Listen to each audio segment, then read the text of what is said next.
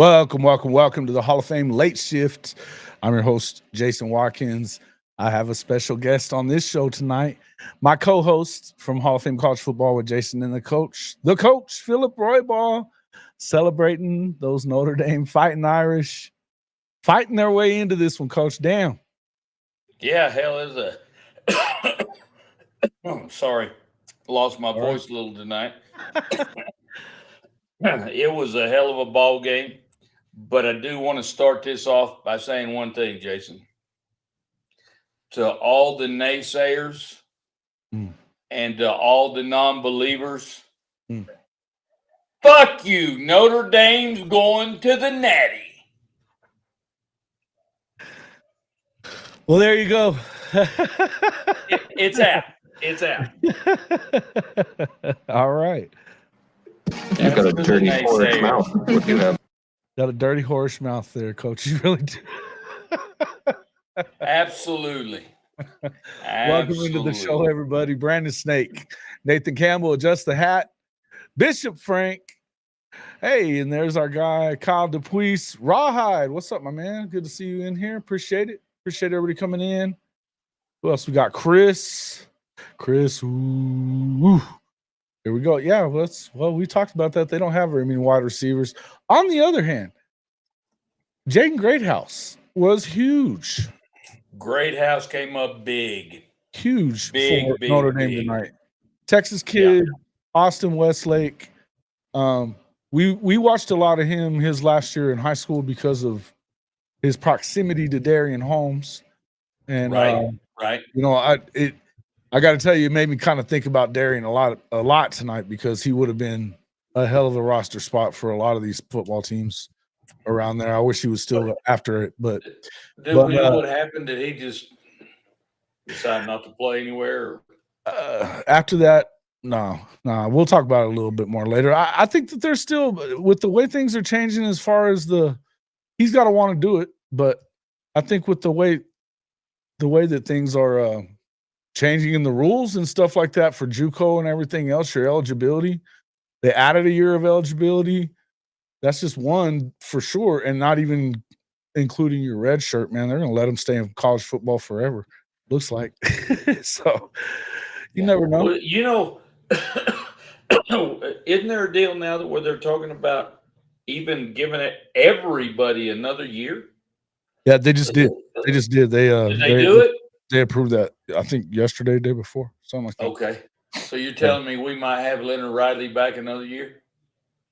You could. Or Riley Leonard. Riley Leonard. Yeah, I don't know if you want him back for another year, do you? I don't know. I was pissed off at him for those picks, but guys, he's a winner. Different.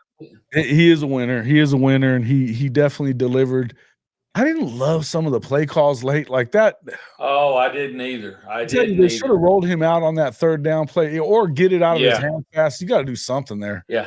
But, he really, the rollouts are a lot better for him to get him. And right now, let's be honest, guys. We had our tackle that got hurt at the left tackle. You realize that was our fourth team tackle, basically. We were playing out there. I mean, the good news is he had some background. Yeah, he's played a little before. Yeah. So, but still, I mean, your fourth teamer's your fourth teamer. Coach, well, bringing that up though, depth is.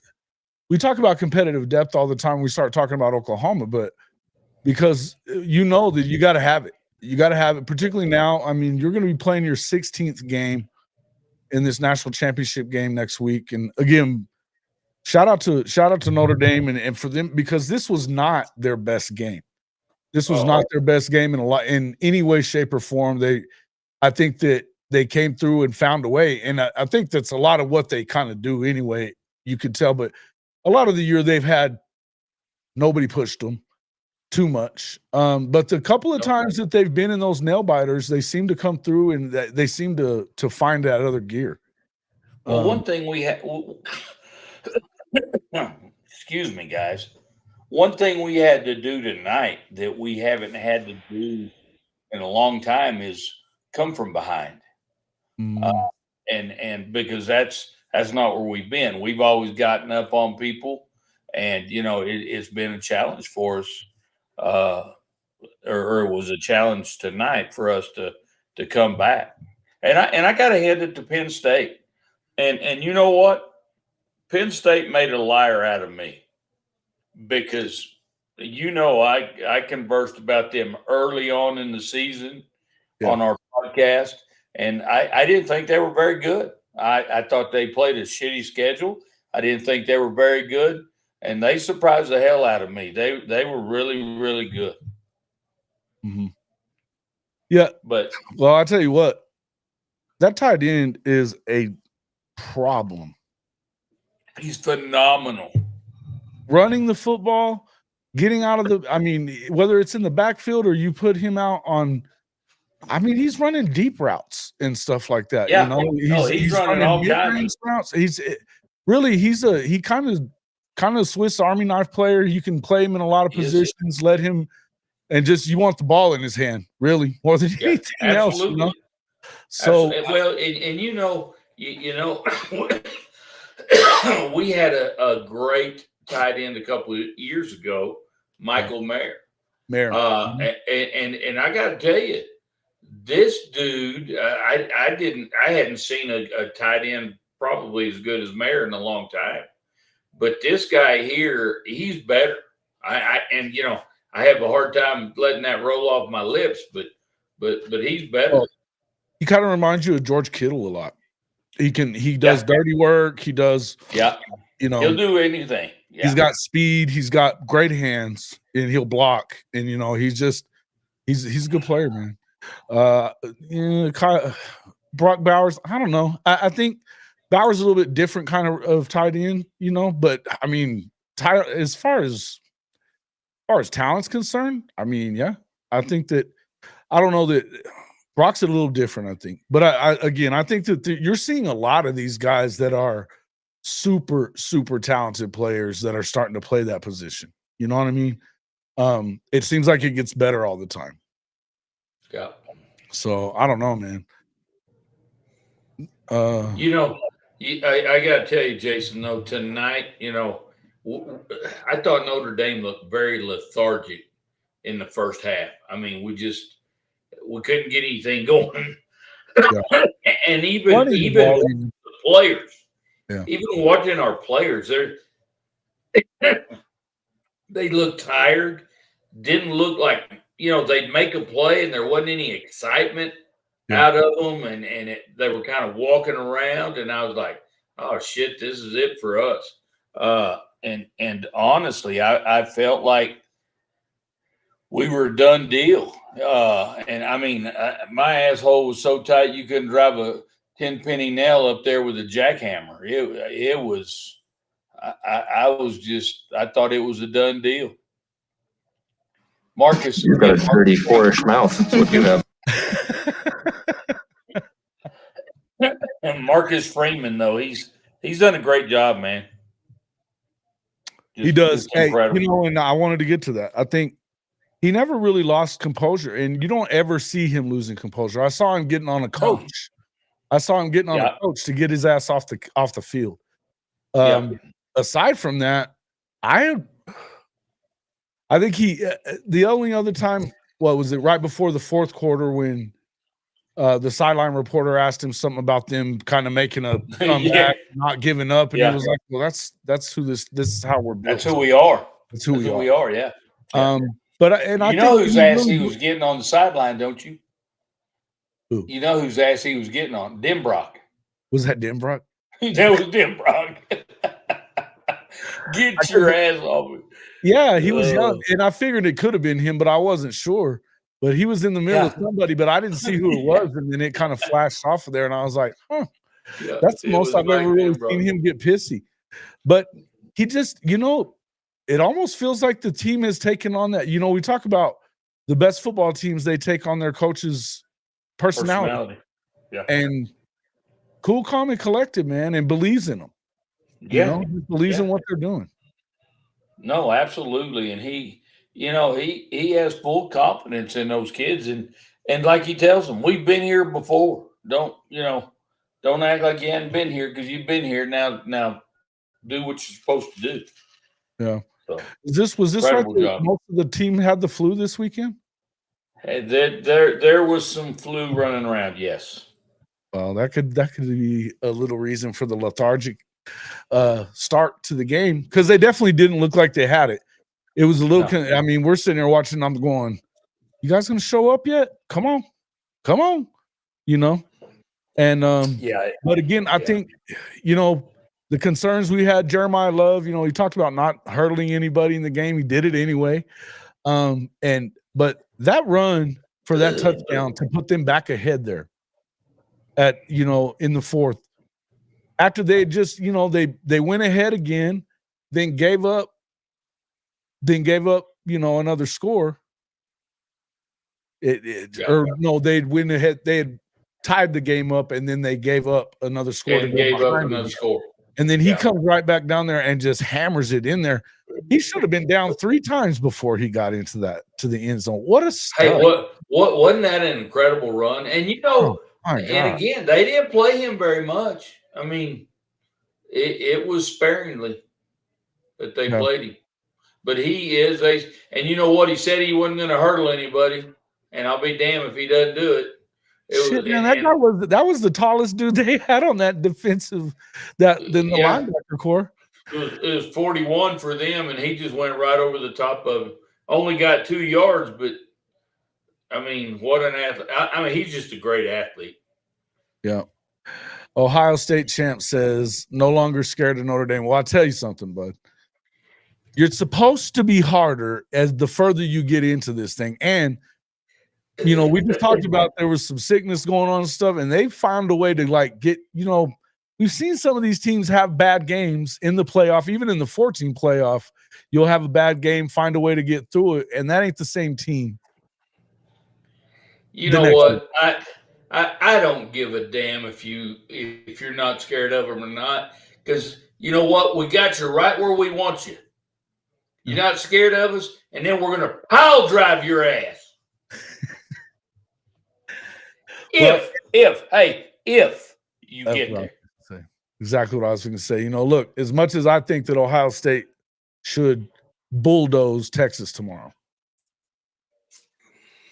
I mean, we've seen you not. We've seen you should have bulldozed Michigan too.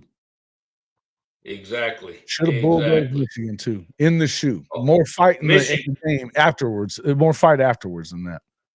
Ohio State champ, Michigan tougher than hell, aren't they? Yeah. They suck, and they still kicked your ass. They suck ass, and they still kicked your ass. What's a band move? What you mean? The pile driver? Oh, is that what we're talking about? I don't know what you mean. If we brought the North down to Texas, you definitely brought the cold with it. It's not gonna really help you inside Jerry world though, buddy. It's gonna be nice and warm, about 70 degrees in there.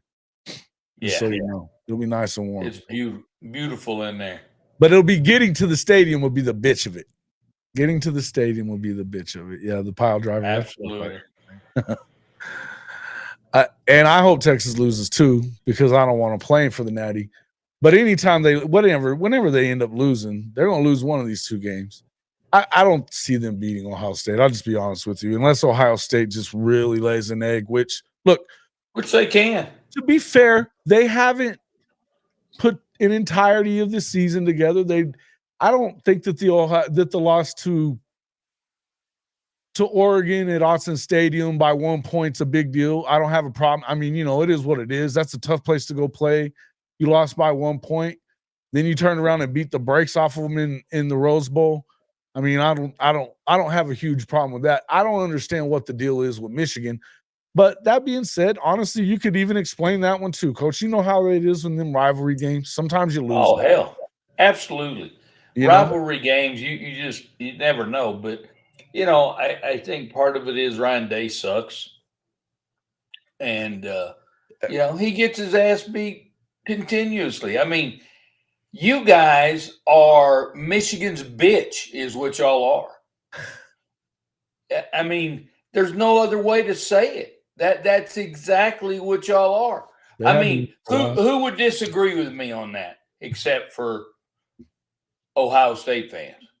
Is that not true? I don't think that they can disagree too much. I mean, with anything backing them up right now. No. I mean, Sharon's been the coach the last 2 years.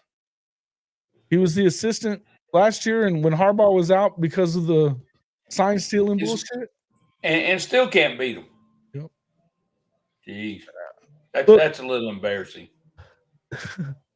You got to hope that they go back to that, though. I would say. I don't know though. The one thing you say about that, and I'll get to this from Chris in just a second, but one thing you say about that is that, yeah, it's a bad loss, but it looks like it may have, the little flag plant thing may have turned them up and turned the fire on in them, which may not be a good thing for everybody else, you know? Sure. Look, truth be told, and look, I think that if there's a team that can physically withstand what they're going to do at Ohio State, it's Notre Dame. Just like we talked about before the Georgia game, this is a team that is going to go out there and going to play well in the trenches. There was times tonight that they didn't look great in the trenches. No.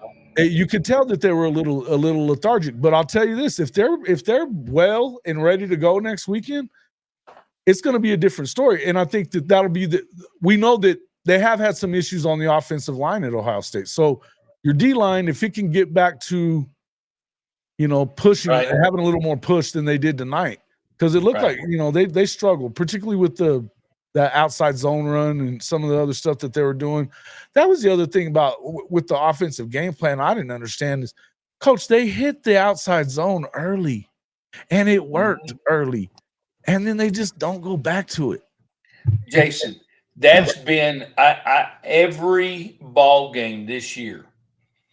I have a conniption fit because all we want to do is run it inside the tackles on the inside zone and the duo inside. And I tell you, you see Jadarian Price a lot of times hit up in there and bounce. And when he bounces it, he gets big plays. Yeah. And he's a stud too, man. He's balling. If we would attack the perimeter, and I'm not saying just perimeter, I'm saying if we would run plays off tackle, outside of the tackle, we would be a lot better football team. I'm going to call Marcus and see if he'll pay me just $1 million for this last game, and I can coach their ass to get out, run the ball off tackle. Shit, I can get their ass off tackle. And I guarantee you they'll be successful if they would do it. Mm-hmm. And that they were successful when they ran the your favorite play from Oklahoma a year ago. But if I know we would just get on the perimeter, it wasn't that I hate the play; it's that I hate the way that they didn't have anything to go with it. Yeah, I don't. That was the only thing they ran. Yeah, right. Yeah, but anyway, if we would attack that off tackle area a little bit more, we'd be more successful. And and here's the other thing: you got 2 great back, actually 3, because our third team back is pretty damn good too. But I got to tell you, if you just a quick pitch out there, let them get on that outside and let them be able to run against some linebackers and some DBs out there. Yeah. Just a quick pitch. It doesn't take much to do that. Quarterback catches the damn ball, pitch it, and here we go. Mm-hmm. So I don't know. I wish we would do that more, but obviously. To be fair, I mean, like I said, the defense has kind of carried the way for you again, and they have been doing that. But this defense has found a way to tighten up in times that I got to tell you, I thought this was you were gonna have to get some offense going pretty damn quick when this game started. That if you didn't find some offense pretty damn fast, you were going to get run out of the building because absolutely they were moving the football pretty easily at times. And then though, they found a way. I gotta say that damn first interception down by the goal line that they called interference on was trash. Absolutely. I was just fixing to talk about that. That was a bullshit call. Hey, I was telling my mom in here, it's advantage, disadvantage kind of stuff. I remember officiating basketball. You would always look, man, sometimes you leave that whistle alone because it's no advantage, disadvantage. If there was contact there, and there's always contact down the field, it didn't knock him off course. And that's not what changed the play. The guy that came up in front and did turn his head, caught the football, and got the interception. The guy was going to, he was going to get a catch otherwise. It was going to be a catch. That quote-unquote interference it didn't change anything. Go ahead. And there was no contact really by the guy that they called interference on. He was just kind of he was there, but it wasn't. He didn't make contact enough to call interference. But you know what? Hey, Big 12 officials, same son of a bitches we had last week against Georgia. And you know what? Not only does the Big 12 suck, they are the worst. The Big 12 officials suck. You don't have to tell an Oklahoma fan that. You know it, don't you? Oh, remember the old Stoops tackle in the end zone? Oh, hell. How can I not?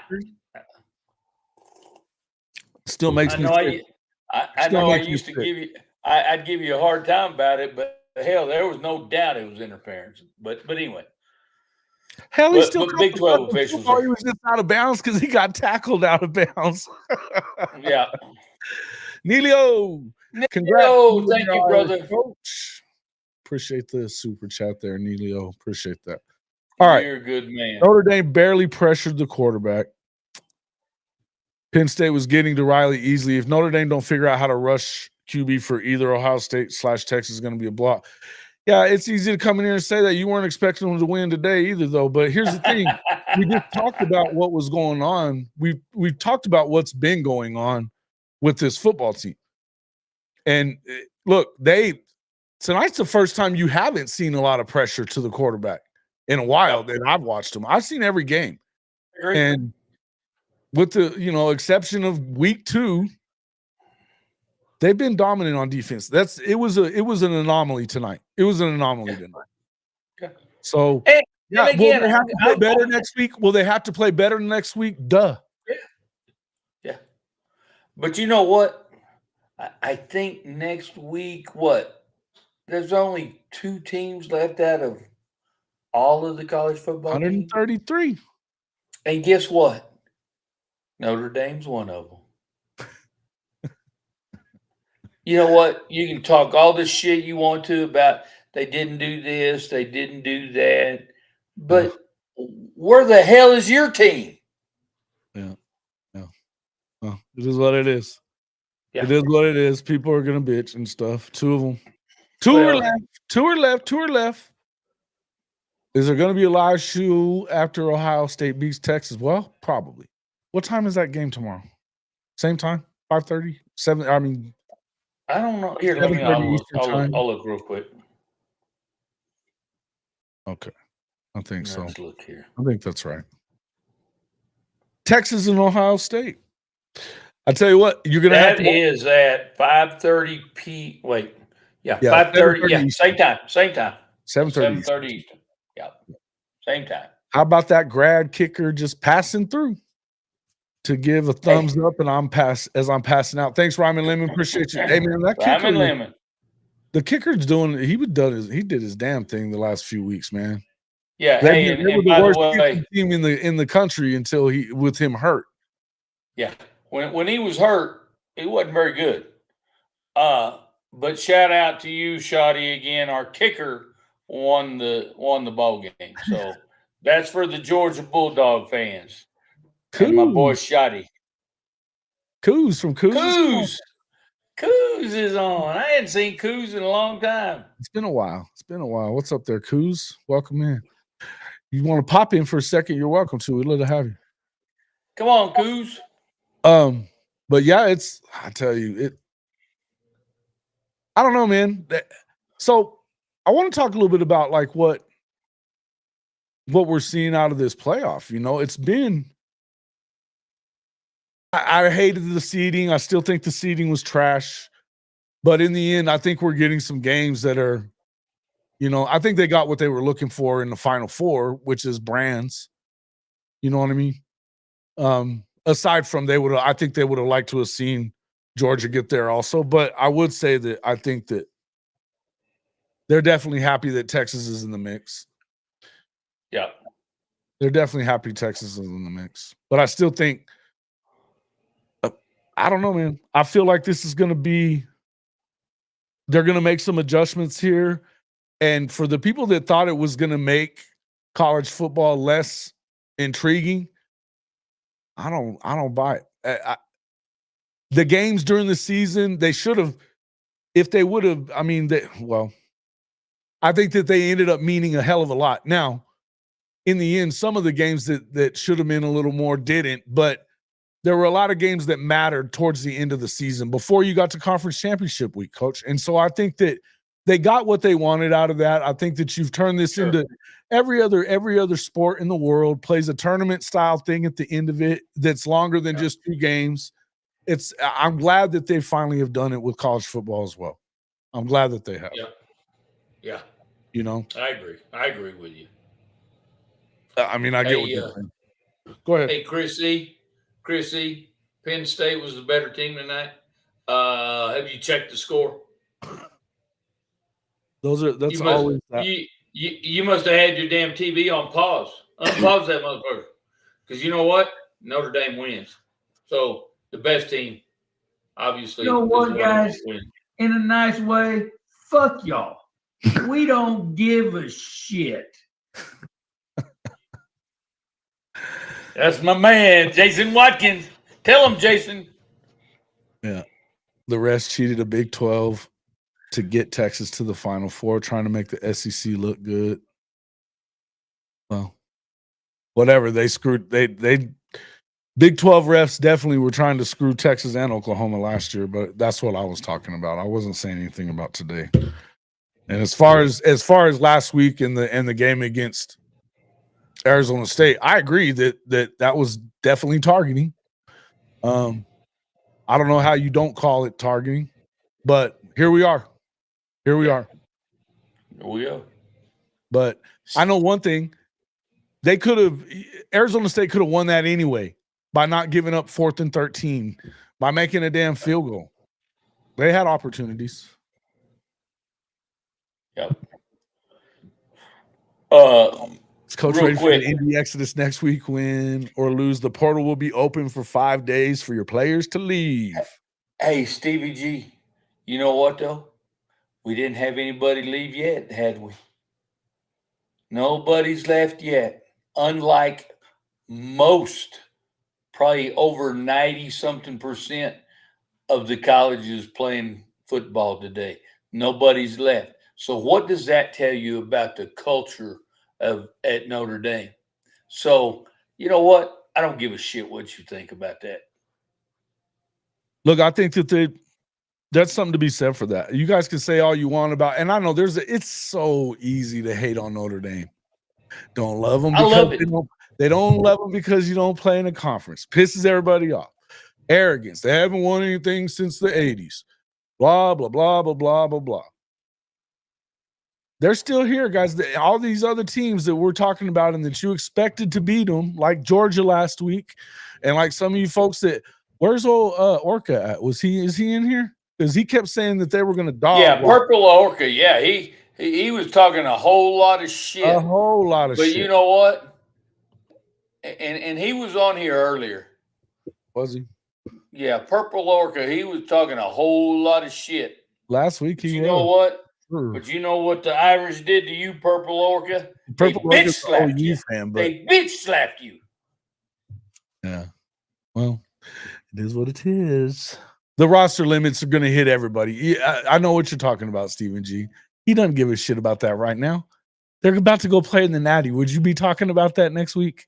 Would you be talking about next week if it was Oklahoma that was in this position? You would not. Jason, the guys talking about that are losers. Hey, we love That's Steve. who's talking about it. We love Stephen G, though, man. Come on. I know I love But it's him, okay to but both still, a bit here. but still, losers. Hey, You know what, you got guys? it right here. I usually You got it right here. Go ahead. He said, I've hated Notre Dame my entire life, but it's impossible to root against Marcus Freeman, most likable coach in America. And he's talked about that it matters to him. He's trying to make it to where less people hate him. Yeah. Well, you know what? One of the things that I really, and if those of you that did watch the Notre Dame win to the Natty, if y'all watched that, at the end when they interviewed him, when they were giving him the Orange Bowl trophy, and she asked him, what does it feel like to be the first black head coach going to play for a national title? And his response is, it's about the team. It's about, he always takes the spotlight off of himself. And within that, he said, I hope all minority coaches have this opportunity. All the white coaches, whoever it is, I hope they have the same opportunities to go play in the Natty. So, what a response. I mean, a great response, because he could really build this up being the first black head coach to play for a Natty, but he's not. He's still talking about others and having the opportunity. And he's just such a classy guy. So He is, man. He and I thought that I love that answer too. I was telling my mom that earlier.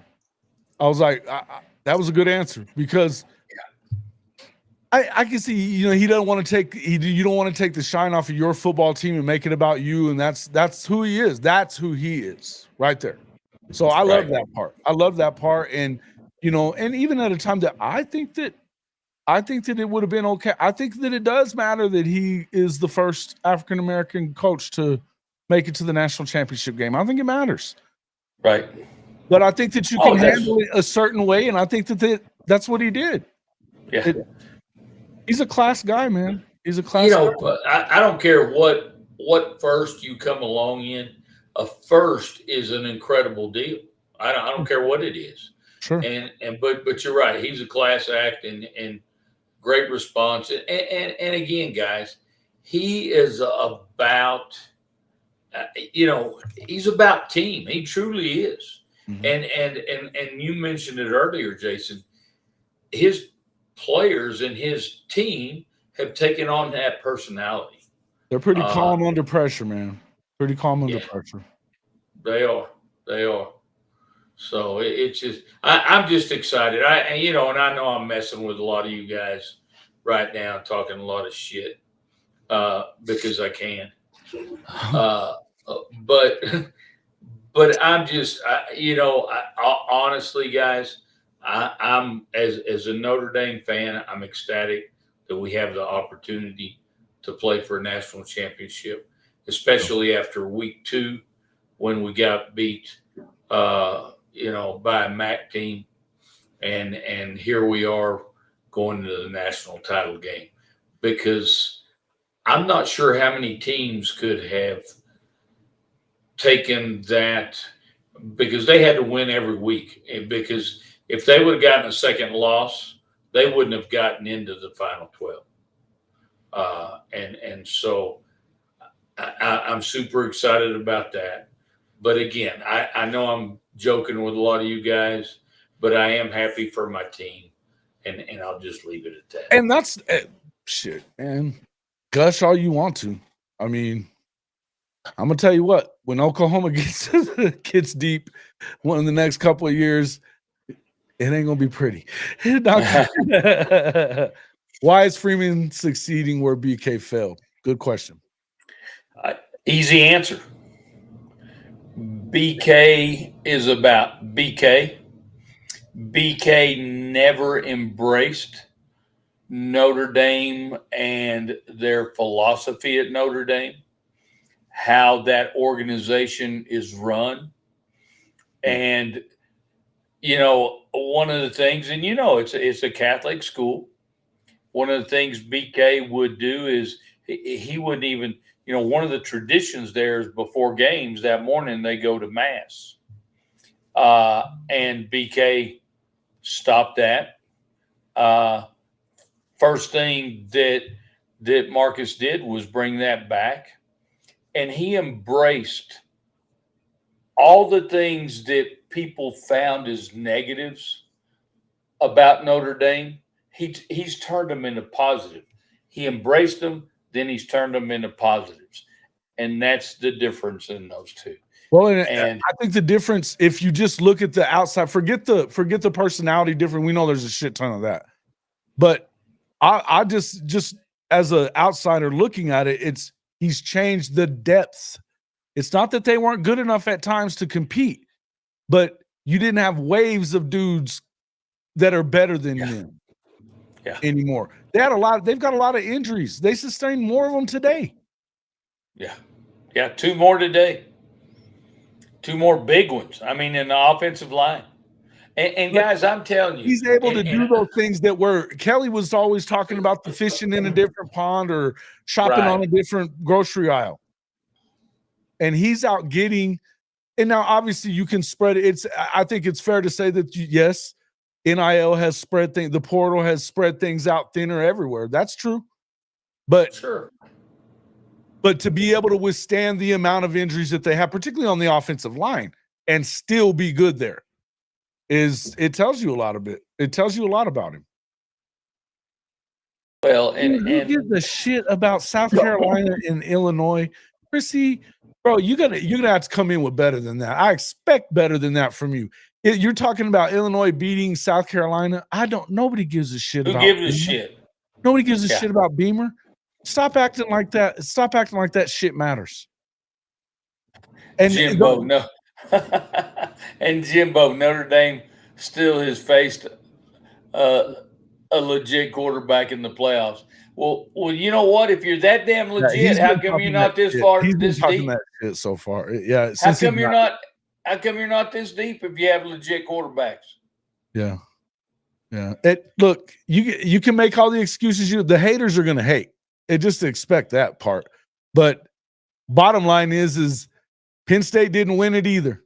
And Penn State hadn't faced a legit team until they got into this game, because they got SMU and Boise in the first 2 rounds. So tell me some more about how they earned their spot and 10-3 record in the Big Ten. And they okay. Yeah, they didn't play all the best teams in the Big Ten. And they lost that game in the conference championship game and the only reason they even got there was because they didn't have to play Oregon during the regular season. What the hell are you, Chrissy? Get that motherfucker. Silly shit. Silly shit. He's just hating.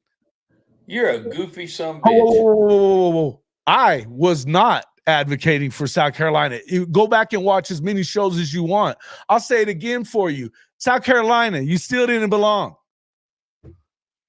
Try again. I want to know who he says was advocating. Advocated for South Carolina. Not one time. Not one time. Try again. I have not either. Try again. I'm telling you, you smoke some good shit. I know that. He's in here hating. He's a Penn State fan. He's a hater right now. You better try again, buddy. Hey, I understand, Chris. The hemorrhoids are out. I get it, brother. Yeah. Are they bleeding? And call your team trash. Because that's what they are. Trash. Trash. I call them crap. Actually, I call him worse than that. I don't think that they were. Hey, listen, I think it was good football. It was a good football game. I'm not even really hating on Penn State tonight. They played better than I expected them to play in this game. Yeah, but they have a shitty head coach too. That some bitch can't win a big game to save his soul. Yeah, Steve B, you know. Damn good. Anybody who watches this show knows that I've been killing South Carolina for 2 months now, almost. Yeah. Absolutely. You got to do better than that. You got to do better than that. And Penn State, look, man, in the end, shout out to them. They played a hell of a game today. They didn't finish it, but they lost. You know what's interesting is they played a hell of a game, and I not because I'm just a Notre Dame fan, but we probably played our second shittiest game of the year, and still beat your ass. Well, I mean, still beat your ass. One of the things that I noticed, and that I don't know if they really brought up the penalties part, but they had more penalties tonight than I've seen them have probably ever this year, anyway. And they were one of the least penalized teams. And the turnover battle, this was the second time they've lost the turnover battle this season. Oh. They got away with this one. We did. Because their quarterback, their supposed to be stud quarterback, throws a pick in a terrible place. That was a stupid throw, but I got it. Yeah, but and I think that Riley Leonard's was pretty bad too. Oh, both of his were horrible. What's up there, JW Krusty? Franklin choked like he always does. Let's just all realize that. Hey, he's Penn State's coach. They love him. Hey, let me say something too. If Franklin ever happens to listen to this podcast, you're a fucking dumbass. Think we got to go to a conference? We ain't going to a conference. What was up with that one? What was up with that? Why would he even bring that up in that press conference? I'm sure somebody brought it up to him, right? I never did see it. Yeah, he's a cocky piece of shit is what he is. He thought I have no idea. Why I have no idea. He ain't done shit. Well, and you know, he was calling Coach Freeman Marcus with no respect or regard to Coach Freeman, talking about his hairline, basically talking to Marcus like he was Marcus's daddy. Well, you know what? Who's your daddy now, bitch? There's one to be clipped. I may have a whole damn soundboard full of shit tonight after this one's over. Shit. Well, you know, I've been I've kind of been low key about everything. But tonight, you know, hell, why can't I talk shit? We're playing in the Natty. Yeah. And the OC, I think the OC is the reason why that game was as close as it was, because he's a great OC. Oh, the play calling. Look, you can't make that throw if you're Drew Aller at the end. I'll give you that. That was a stupid throw. Stupid throw. See, you're dumber than I thought, dude. I was kind of holding a little bit of dignity in there for you, but this wasn't on Franklin. Last time I checked, motherfucker's the head coach, right? It's always on Franklin. It's on his ass. It's always on Franklin. But I don't know that it's even, I think that they just got beat. They just got beat at the end of a good game. Now, when you had that stop there and to go down and throw that interception, because you could go to, man, this reminds me a lot of that Missouri football game with Oklahoma this year. All you got to do is kneel on the damn ball and you're going to overtime. You got a shot. Exactly. You throw an interception there. Now, to me, it's on Aller, and that's on, I mean, hell, he's got a damn headset on.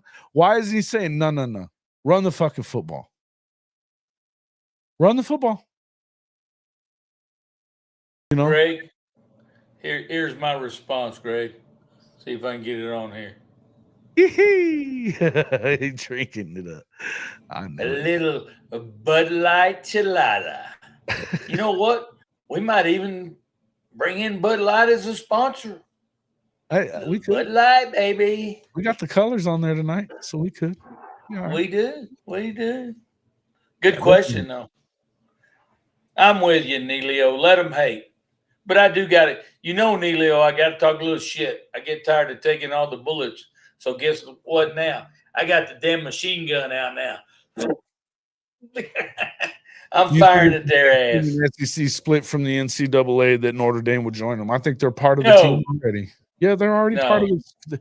That not Well, in the yeah. way that- Yeah, if that I see what happens, you're saying. if that happens, it's not going to look like it looks. And I'm going to tell you guys something. I don't know that it's going to continue looking the same anyway. I am of the belief, and we're hearing a lot more of these things now. I think they're trying to. I think that the SEC is, and I want to see the SEC hold on to its conference, and because there's a lot of Sure. the history, all the stuff within the SEC conference, the Big Ten as well. Hell, the Big 12 and the ACC for that matter. You don't want to lose all the tradition that goes with it. But what you are about to see is I think you're going to end up seeing a shorter version of conference season. You may not have a conference championship game anymore. Because I don't know that it's helped anybody. What's it doing? And I've said that for years. It's a money maker, so they're going to keep trying to play them because they make money. Don't get it twisted. Right. But you know what? You know what, Jason? Skip the conference championship and make all 12 of those damn teams play in the first round. Yeah. You're still going to make money. Yeah. Hell, let's just all play. Let's quit giving those damn buys and shit. The point is because look, I'm just going to say you still continue to hear a lot of dumb shit about the SEC's overrated and all this other stuff. And it's easy to say that just going off wins and losses. But you got guys like Chris E here that's sitting here telling you that Penn State played a better schedule than Notre Dame did. No, they didn't. But guess what? Here's if they all go back to like say 5 or 6 conference games, and then you have 3 or 4 more against the other conferences, and you line them up against, based upon kind of like they do in the NFL, when you play a schedule against the other conferences, you play the conference team that was in the same position as you from the year before. So if you were the number 1, you would have played against the number 1 from the other conference. Absolutely. Right? Yeah. If you do these things, then you can, and you have even schedules, because let's not pretend that that's not what's going on. Let's not pretend that that's what's going on. If you continue doing it like this, guess what the SEC is going to do? They're going to drop it, or they may stay at 8, but then they're not. They're going to end up. Then they would go back to probably divisions, and they will make sure that they do what the Big Ten did and limit the exposure that each team had to each other, the big time teams in the conference. Absolutely. Hey, Jimbo, I do want to respond to you. How do you blame a coach when the quarterback can't make a 5-yard pass He for put a it TD? in. Penn had to take a field goal. Well, I tell you how that happens, buddy. I've lived it. I lived it for 35 years. Guess who always gets blamed for the loss? Always. 100% of the time is the head coach. Because you know what? If your players don't perform, it's because you didn't do a good job of getting them to perform. So it's always on your ass. So that's your answer. Yeah. I'm sorry that you got beat tonight there, Chris C, but you can, you don't have to love it, but you got to accept it. You got to accept it. Y'all got beat. And you can make all the excuses you want. It looks pretty lame. Hey, Chris. Like your coach with his big ass mouth. Yeah, exactly. Thank you, Jason. Hey, Chris E, just remember this. Y'all are going to go put your damn pads up. Put that shit away for another year. Hitting the portal. Portal time. Hey, maybe after we get done playing, you can pick up some of our players.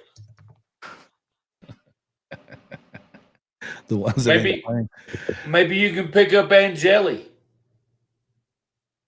at quarterback, since you don't like Aller. Yeah. It is what it is.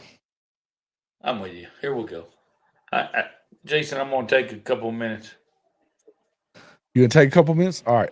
Yeah. When I see you back up, I'll pull you in. I got to get me another beer. All right. Okay. You guys got him all greased up, talking all that shit. I'm glad everybody's in here, though. Let's check this out. We've had over 300 people in here. We don't have 30 likes yet, but for what we have in here right now, we're pretty close. Okay. Yeah, if a quarterback can't complete a 5-yard pass, it's definitely on the head coach. It's his responsibility to ensure he has best players at every position. Yeah, listen, I would also say that them not having a receiver that can get separation, you guys are acting like it's such a big surprise that they didn't have any catches by their wide receivers. They don't have any wide receivers. They don't have wide receivers at Penn State. Whose fault is that? Where do I think Beck will go? I almost feels like he may be going to the NFL still. I don't know. Or has he announced that he's going to the – I hadn't seen if he's announced anything the last couple of days, but it sounds like he's probably still looking at going to the NFL, but I could be wrong. Oh, no, he's going to the portal. I see this. Ooh. Well, feels like a Miami move to me.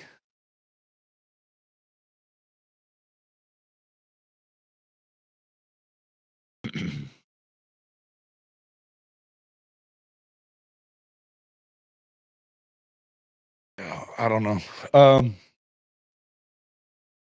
Miami, yeah. Oh yeah, Neilio said it already. Yes, sir. Feels like Miami to me too. Feels like a Miami move to me. You know, I could see. Well, and look, more than likely they're going to need another quarterback at Ohio State next year. Now, one thing I would say though is that this new rule about a 5th year of eligibility being across the board, that's also going to have something to do with this portal thing as well, because that's going to allow for these guys to have another year. So you could see a Will Howard come back, but I feel like you end up seeing a guy like Carson Beck. That would be, I could see him going to a place like Ohio State, because if he's not getting the development that they think he ought to get under Bobo, and everybody was blaming Bobo. So he took the number 1 player spot from Mateer. Hey, don't pour us. Don't pour us, buddy. Don't start up with that stuff, Ohio State champs. You'll get killed in here.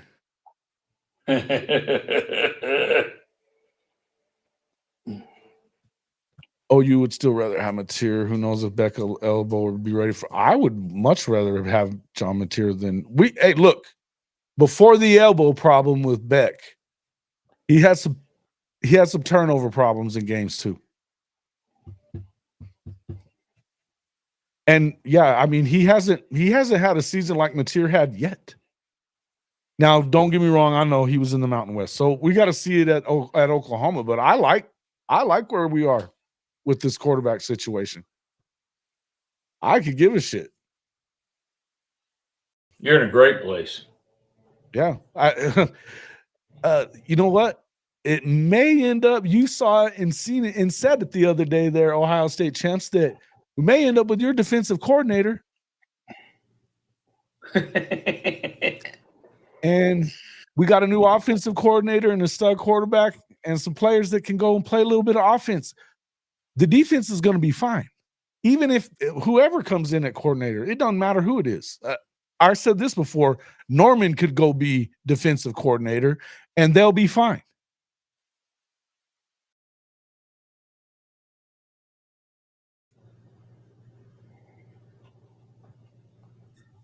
Let's see. He says, what? Without McConkey and Bowers, UGA's downfield throwing game looked lost half the season. Yeah, it did. Agreed. Well, okay. Beck had issues, but his wide receivers sucked. Whose fucking fault is all this? Whose fucking fault is all this? I love how we make excuses for everybody that we don't want to hate on. And we talk shit about everybody that we do. Silly shit. Jimbo, cry about it. So are you a Penn State fan? Is that what you are? And you know, here's the thing. You're talking about a young kid, which I still see those guys as kids. But why do you want to talk shit about the kid? Did you ever play, Jimbo? Did you play? What'd you play? You probably played left, right? Left out. And I mean, what on the end of the bench and guarded the Gatorade? Yeah, and tackled anybody that came close to it. Probably not tackled them. Or tried to tackle. That shit. But you know why do you want to talk shit about kids? Yeah. I mean, those of you that talk shit about kids aggravate the shit out of me. I mean, your ball's got to be smaller than a damn pinion nut to talk that kind of crap about kids. They're 17, 18, 19-year-old kids. And most of you on here are grown men and women, and we want to talk about kids. Come on, man. Yeah. Oh, look at there. Benji just had to get his timeout. Dumbass. Such a dumbass sometimes. Coach has some burns going tonight. Yes, he does. Yes, he does. But, the thing is that in the end, the wide receivers have to do their job and everything. But look, and you're going to start up about this shit about Oklahoma's offense and all that stuff. The coordinator, it was a shit show. There's no two ways around it. Sometimes it happens. But Bobo was fine last year. People like to put that off on Bobo, but he was doing fine last year when they had Bowers and McConkey and some of these other guys. But how is it that they didn't end up with any dynamic guys when you're at fucking Georgia?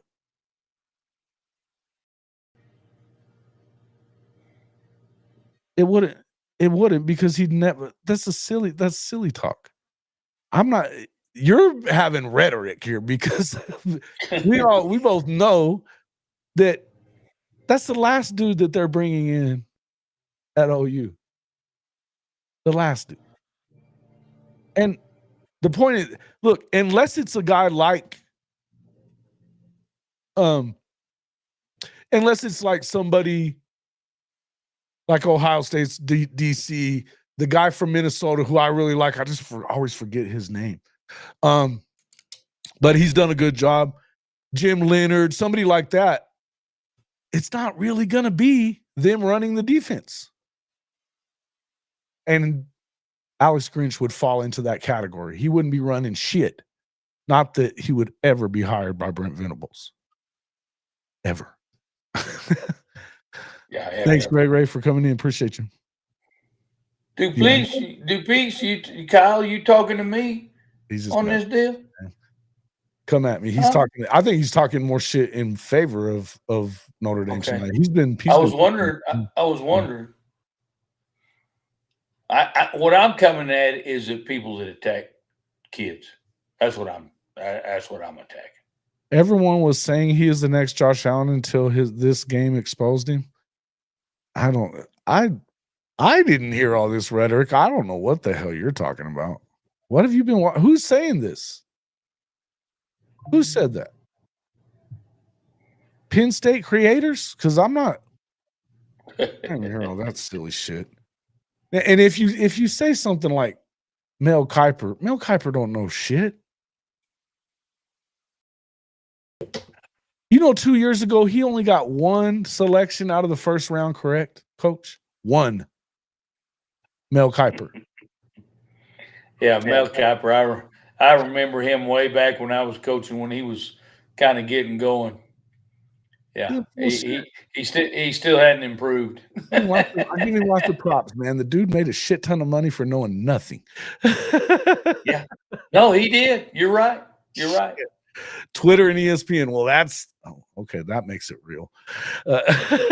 Twitter, ESPN. Look, bro. I think measurables. You look at Aller and you're like, yeah, he's got the measurables. He's big. You just mentioned Josh Allen. So they're comparing his height, his arm strength, all that stuff. You've yet to see him come out and do anything. Now, I would say that Kotelnicki and his play calling ability, and I like the play design. He's freaking good. I like the play design. I think you got to give the guy some damn receivers before you start saying he sucks at being a quarterback. Yeah.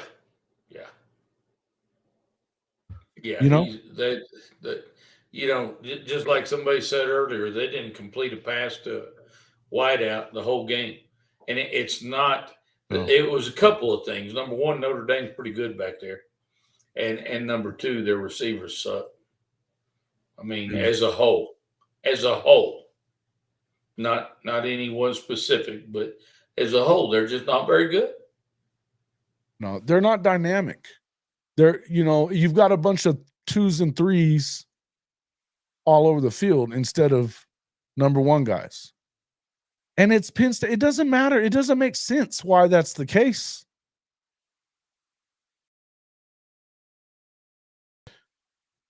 Oh, congratulations, Jimbo. So you should know better than anybody not to talk shit about kids. He's just hating. Yeah, at Arizona State for Darryl Rogers. So when was that? Give us that. Who the hell's Darryl Rogers? Who the hell's Darryl Rogers? You know what? That's such a great head coach that I don't even know who the hell that is. Darryl Rogers. Is it the guy that ended up playing Mr. Rogers' Hood?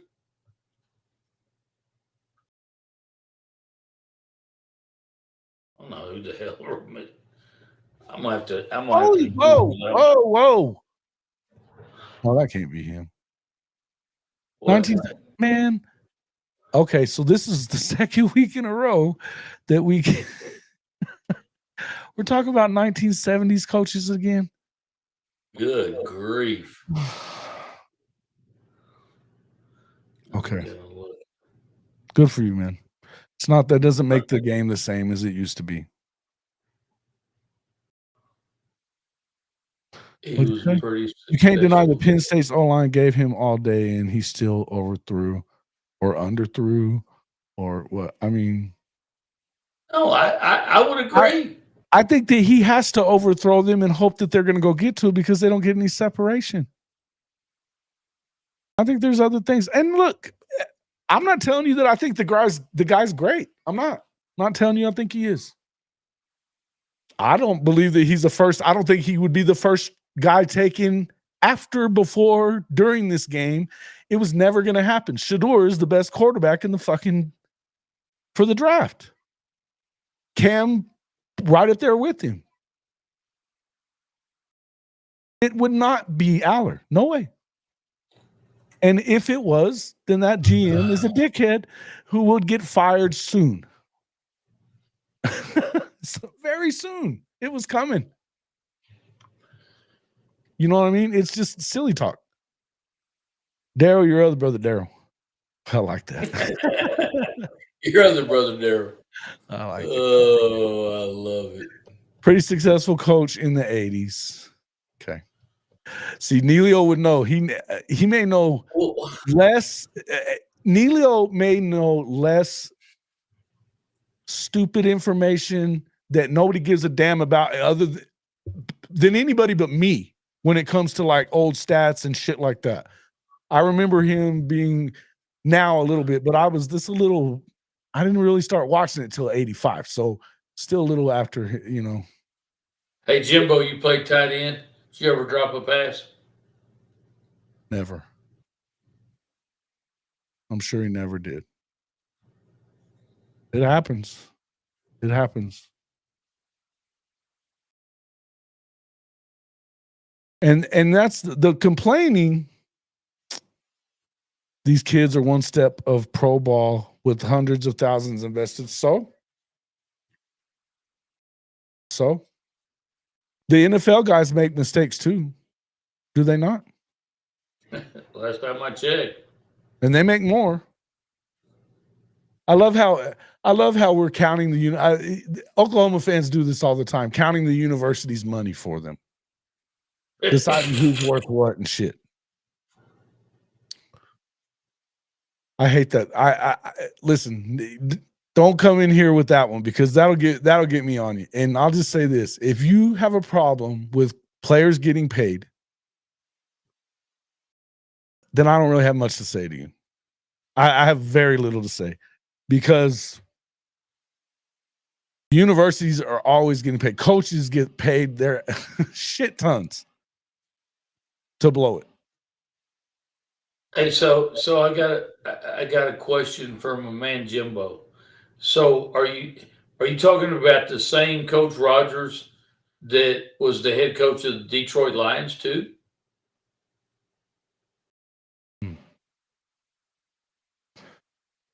When they beat Marcus Dupree-led Sooners at the Fiesta Bowl, I think Marcus ran for around 300 or something. Yeah. Oh. Okay. Would have been in Marcus's first year because that's how long he was there. And so that would have been like 83, 84. Sounds right. That's him, coach. Oh, he did well in the NFL. He went 18-40. Hey, that's not really his fault though. It was fucking Detroit. Who do you know? Who do you know that does? Then don't go to fucking Detroit. Fair. Hey, I'll tell you who does good in fucking Detroit. The guy there now. The dude now. Yeah. He's kicking ass and taking names. Did you see that coming? Because I didn't. Got to tell you, I didn't. He's a hell of a when he started talking about eating off kneecaps and shit like that, I was like, oh, good. This will be fun. No, he's a hell of a football coach. I like him, actually. He's not too bad. He's a little wild. I tell you what, though, I will say, Jimbo, that at Arizona State, he was there, I guess, 4 years. And he had a career record of 129, 84, and 7. Mm-hmm. So, kudos. Yeah, I was in 1983. I was 7.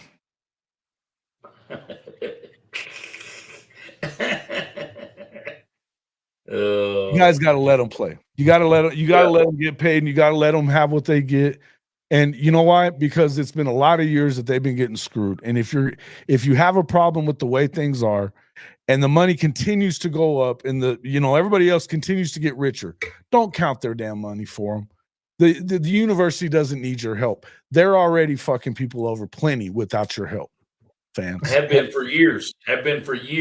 You know what I mean? So and yeah, it's the institutions have gotten richer off of these kids. Mm-hmm.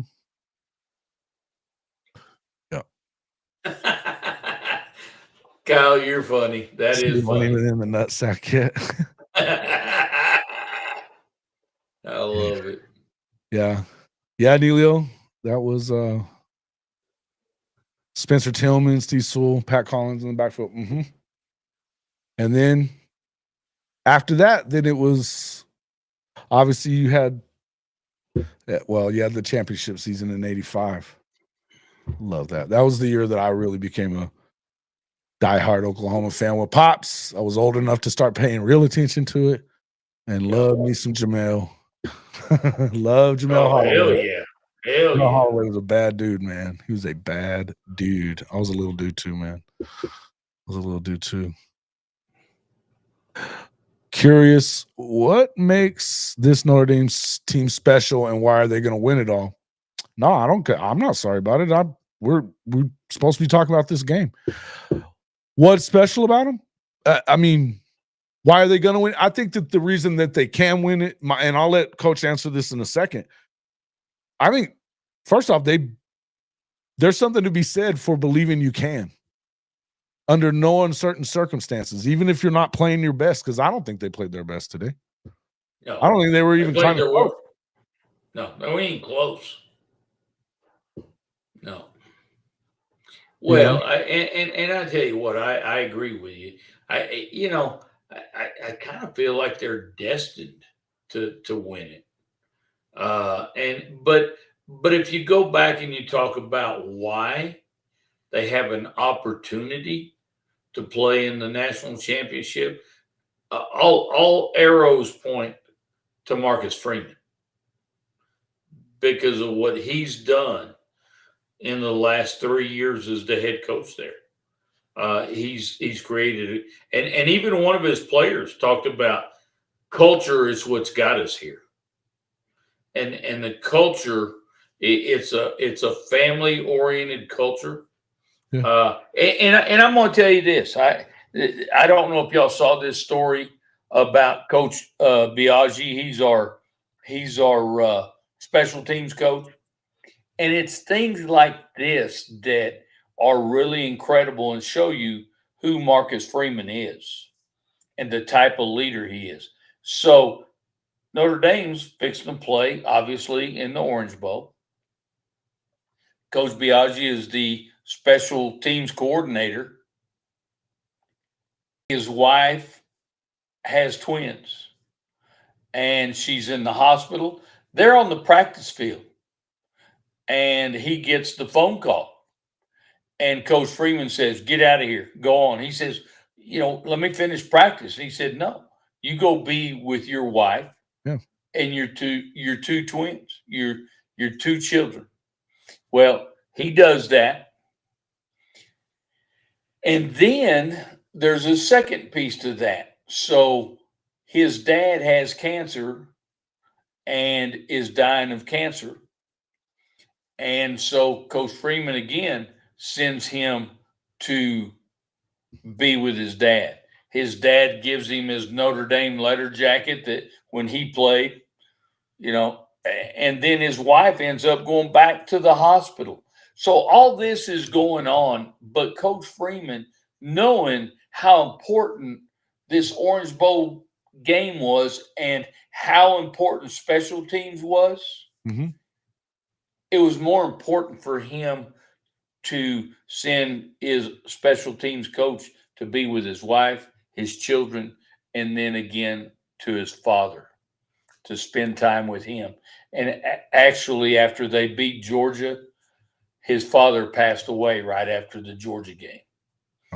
But that's a long answer. That's a long answer to why Notre Dame is special and winning right now. I think all roads lead back to Marcus Freeman. I think so too. And I think that, again, sometimes you can get on a heater, man. You don't even have to be the best team.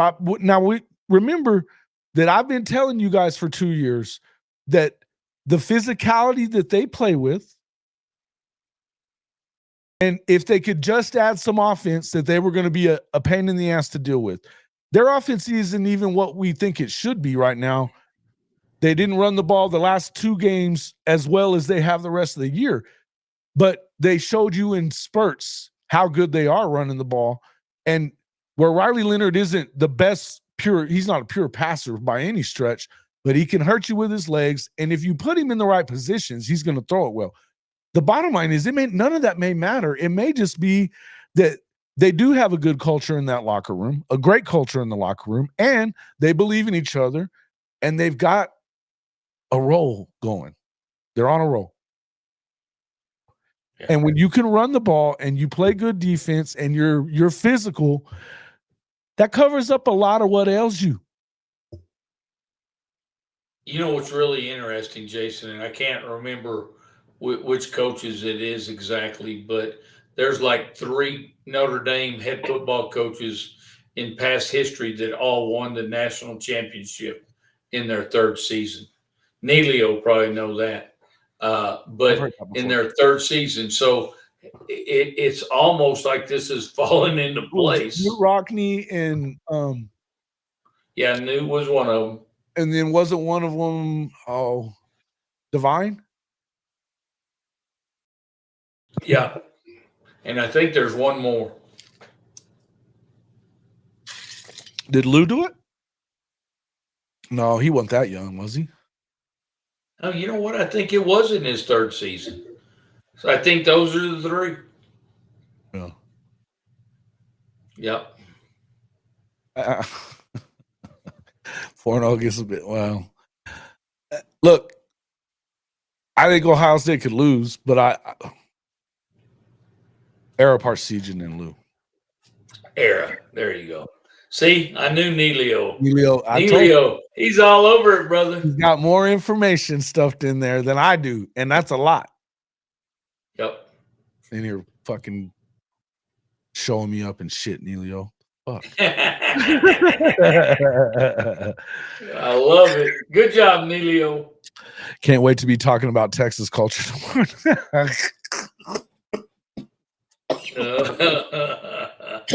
Oh shit. You know fucking better than that. You got to be shitting me, dude. Shut up, little dumbass. Oh, I love it. You know what, guys? I love college football. This just in from our studios in New York. Texas still sucks. Back to you, Jim.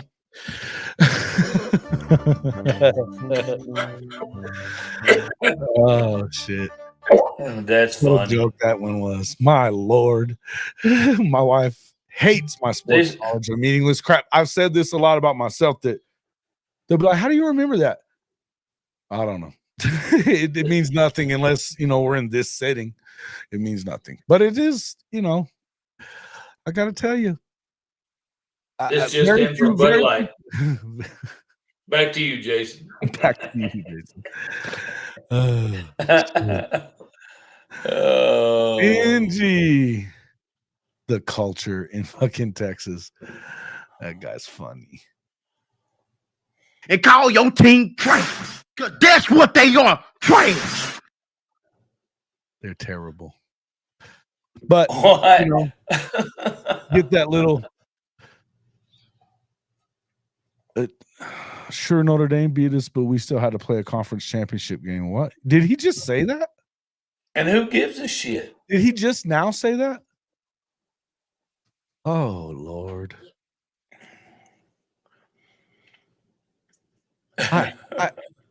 He's an idiot.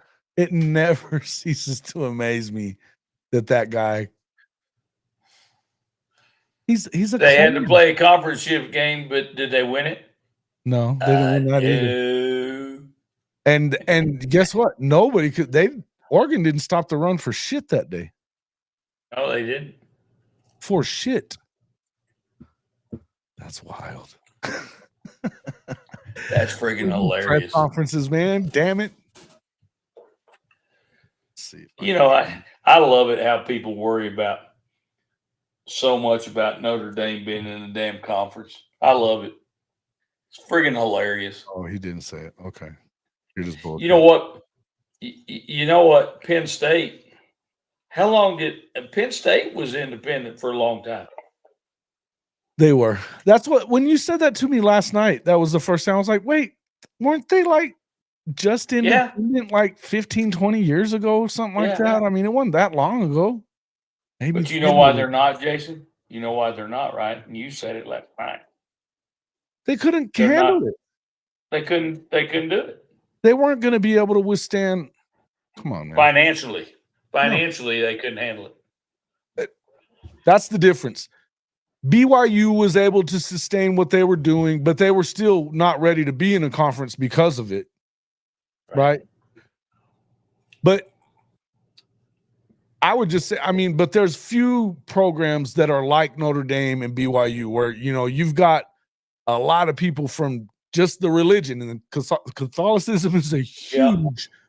There's more Catholics in the world than probably anything but Muslims. There's a lot of us running around. No doubt. Now, that doesn't mean every Catholic is rooting for Notre Dame necessarily. No. But But that being said, I mean, still, that's a lot of people following you. And the bottom line is that they're also one of college football's blue bloods, which guys, I want to bring this up real quick. I've been seeing a lot of this shit on Twitter, and it's starting to get under on my nerves. Blue bloods are established and can never be changed. You can't ascend, you can't drop out. You're either a blue blood or you're not. And that shit is over with. People the one that's really funny is that, Oregon's a blue blood. Oregon's never won a national championship, for fuck's sake. What are we talking about? It was a decent question the other day. Is Tennessee a blue blood? They've got 6 natties. They've got a lot of wins. They're top 10 in all-time wins. I don't know that I call them a blue blood or not, but I know you can't ascend to it because you had to have been important in the first 50, 75 years of the game to be a blue blood. It's historical. It has to do with culture and history and all that shit. Yep.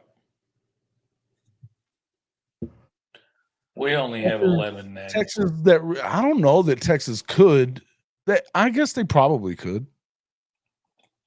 They definitely have enough money. And I think you're probably right. I think enough people will hate Texas. I think they could. You could probably do it. Actually, that's not bad. Yeah. That's not bad. No, I agree. I think they could. Yeah. You'd get enough people on your schedule. You could play whoever you wanted. Got enough people that hate you. Enough people that love you. Yeah, probably so. And in the end, that's what I'm saying. There's no reason for, I mean, look, you guys are acting like playing in a conference is such a huge importance. It is for some. It's really not for them. Now, because they can play whoever there's nobody that'll turn down a game with Notre Dame because of the gate that they'll get out of it, the money that they're going to get out of it. The ESPN and Fox will both bend over backwards to get games between their programs and Notre Dame. They've threatened cutting them off from the playoff. Never fucking happened. That kills the bottom line. Because they are a true blue blood. They owned the 20s, 30s, 40s in college football. They're as important to the game as any other blue blood program. There is no college football as we know it without Notre Dame. So why can they last like that? Why can they get away with it? Because they can get NBC to give them $65 million alone without having to do with them. Plus, we just made $15 million off of the playoffs. $20 million. Yeah. To play in this game now. Yeah. That's why. We've made a lot of damn money. And we share it with nobody. We've been waiting for this, actually. We thought maybe it would have happened last year we were hoping it was going to happen in the bowl season last year, but it didn't.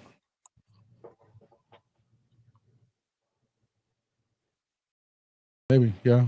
A lot of people hate Notre Dame too. Absolutely. How is Bama a blue blood? Is this a serious question, Kyle? Come on. Surely that's not a serious question, right?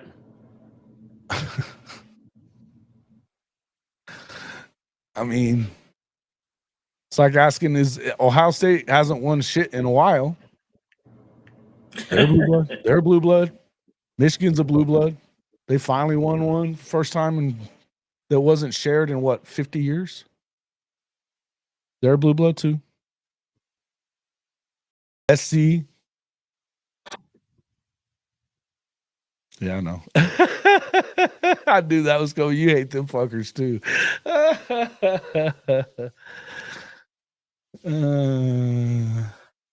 It's not a serious question. You be serious about it. I'm 27. Give me a break. You know you get no breaks here when you ask silly questions. Come on, bro. Saban. You haven't ever heard of Bear Bryant there, Kyle? I wasn't around whenever he was doing his thing either, but I know who he is. I thought it was Bear Saban. Bear Saban, same thing, same difference. Yeah, absolutely. Penn State, are they a blue blood? No, I don't think they are. No, hell no, they're not a blue blood. Florida State's not a blue blood. No. Florida State didn't get good until the end of the 70s. And they've won 3 natties. 3 natties, I think. 3, I think. Oh.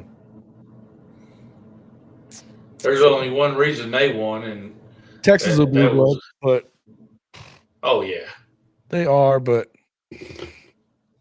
yeah, they're like the low end of them. Nebraska's a blue blood. Yep. Certainly.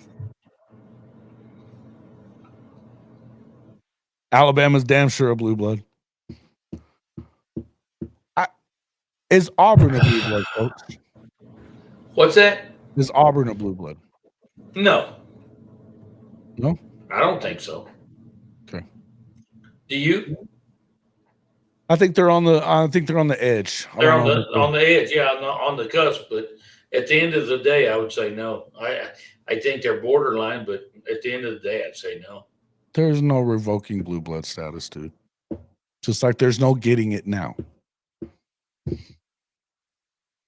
You have to have been at the early part of the the first 100 years of the game, first 75, whatever. They've been playing college football for almost 160 years. Oklahoma State is a blue blood. Oh my God. The only thing Oklahoma State and blood have in common Army is a blue blood, yes. Is them son of a bitches are hemorrhaging all the damn time. Yeah. Army's a blue blood, absolutely. Look at all their Heisman winners and national championships. Yes, they are. Yes, they are. You know who else is? Yale and Harvard. Yeah. Or Yale and for sure Yale is. Princeton, actually, not Harvard, Princeton more, right? Princeton. Yeah. Yeah.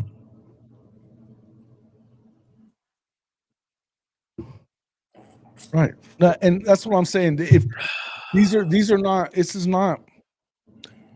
a bad definition. People picked up this word and they're overusing it because there's only a few. There's 10, 12, 15 of them at the most. I've heard people say UCLA. You have to go back a ways to talk about UCLA, but they do have a lot of natties. It is what it is. Yeah, but fair enough. Gotcha. Appreciate that. Rutgers won the first natty. Are they? No. Just because you win the first one doesn't. Yeah, I don't know. Did you sustain it? And the thing is that like most of these that we're talking about, it's not that you necessarily had to win it immediately, but what you had to do, you look at Princeton, they were winning like every other year for a while. Sustainability. And then, but like Oklahoma, when they started winning, they were in that first 75-year range, whatever, but then they started winning every decade. They were winning them. And same with, Texas was doing their thing, but there's a lot of these programs that just never did. And you have to have won some early on in the game. You have to have somehow been a part of the evolution of the game to where it became what it is today in order to be able to call yourself a blue blood. And doing it at the last 20, 30 years, it just don't cut it. It just don't cut it. Sooner Texas says that well. UCLA is a blue blood in basketball. That's for sure. Yeah. But if you look at their overall, what they were in college football, no. I think if you went and looked, you might be surprised. I think you might be surprised at what they have there. Now, they haven't sustained it at all. Sustainability, yeah. Miami is not a blue blood. They're not. Who says that? Who says they are?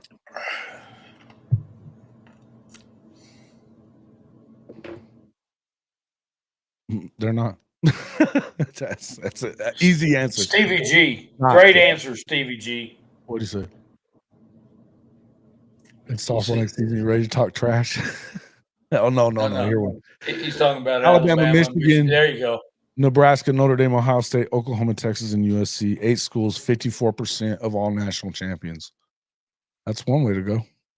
Yeah, that's a great way to look at it. I'll give you that. And they all stretch back deep into the lexicon. But there's certain you have to throw on. I mean, what about Army? They got a lot of natties too, man. 4 Horsemen, all that shit. There's things that, and there's some things that can, they can go above and beyond it, and things that you never forget about, But like, if you think of how do you tell the story of college football without the Newt Rockne and the Gipper story? I don't know how real all that shit was. But how do you do it? You don't. You know what I mean? That's Southern Cal, Meat Chicken, OU in Texas. What? Who's Meat Chicken?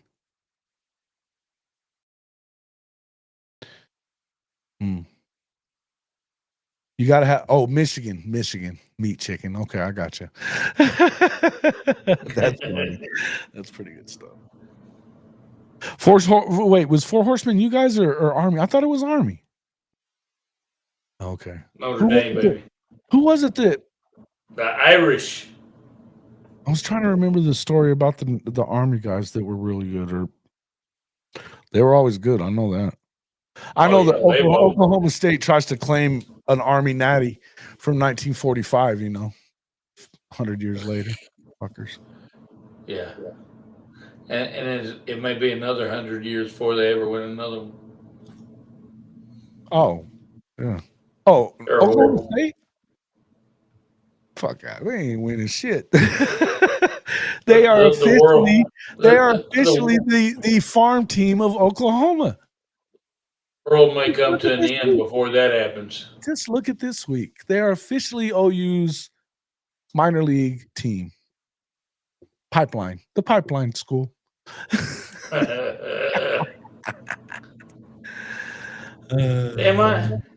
just wish we could get our OSU guy on. To include the Huskers, we better think about LSU and the Gators as well. But you got to go back. I mean, look, the Huskers have been shitty the last 20 years. Yeah, they were unbelievable all the rest of the way before that, though. Yeah. Sustained. Yeah. Just been a while. Oh, yeah. Well, you know who they can blame? That coach that they think hangs the fucking moon. Because he would still be there if he would have given him his raise that he gave himself. After they beat Oklahoma in the Bedlam that year at the end of Riley's tenure there. That wasn't thrown at all. Come on. I don't know. I think Sooner in Texas. Wait, what are you asking? 4 Horsemen. Yeah, it was. Coach Leahy, the 4 Horsemen, was he part of that? I'm not sure what that means. That's funny, though. But I know you hate Nebraska. I feel you. He's too damn funny. I understand you bring that up there, Neilio. I don't like them either. I don't hate them, though. I respect Nebraska. Look, man, when you meet, I'm getting to meet Coach Osborne was pretty damn heady for me. It was pretty damn heady for me. I told you about my story with Coach Osborne, right? You did. It's the same story that I tell about Mac all the time. Never forget your name and shit like that. It was incredible. No, so the four horsemen from Notre Dame were Harry Studler, Don Miller, Jim Crowley, and Elmer Layden.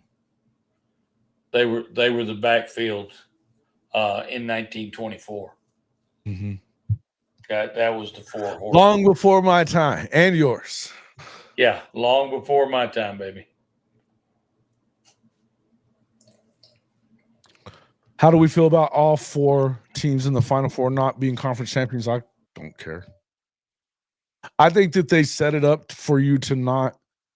I think it has less. Well, those conference those are the bye teams too. The 4 bye teams. Well, and I think it speaks loudly.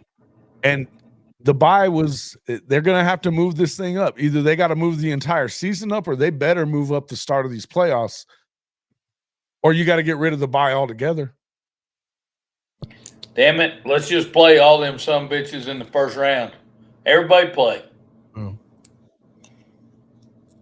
Frank Leahy was Notre Dame coach when the four horsemen were in South Bend. Was he the coach, Frank Leahy? Oh, God, I don't remember. Was he the coach in 24? I don't remember. I'll look it up though. Yeah.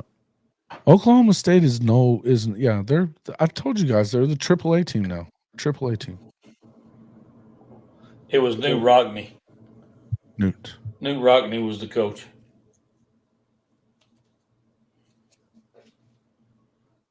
Pretty awesome. Tom Osborne just got out just in time before Coach Snyder put his foot on the Husker throat.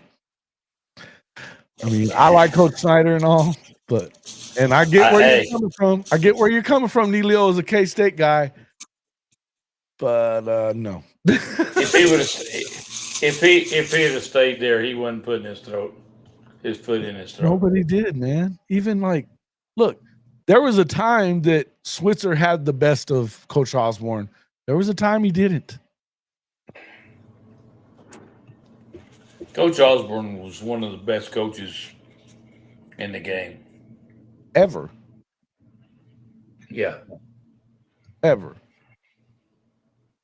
I mean, I listen.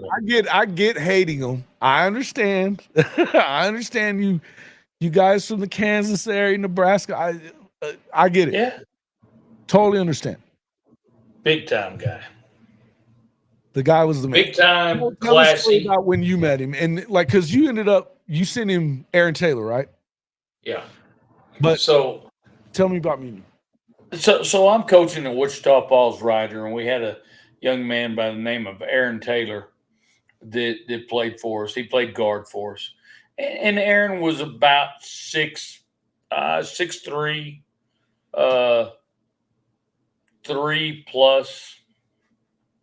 But he wanted to play college football in Texas. So either UT, Texas A&M, the list goes on. Texas Tech.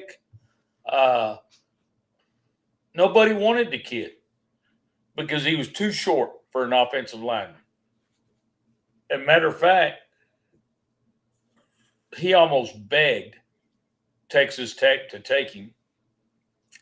Coach Dykes, good friend of mine, Coach Spike Dykes, good friend of mine, and he, Spike said, "No, Coach, he's just too short."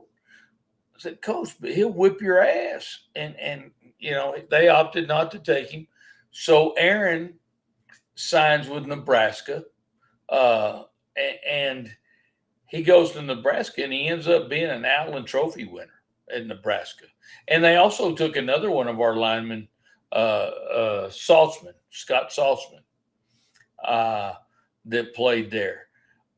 But you know what? It was really interesting because years later, after he had come in to and recruited, and I wasn't a head coach at that time. At that time, I coached the secondary. Didn't even coach the line. Didn't coach Aaron as far as being a line coach.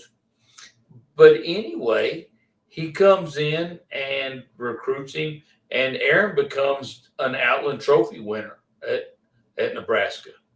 So the hell with size or height, right? But he becomes the Outland Trophy winner. And then it's about 4 or 5 years later, Coach comes to do a presentation for all of the entire school district. And so I get there early and I go down, and it was incredible because I walked up and I said, Coach Osborne, how are you today? And he said, hey, Coach Roybal, how are you doing? I hadn't talked to him in 4 or 5 years.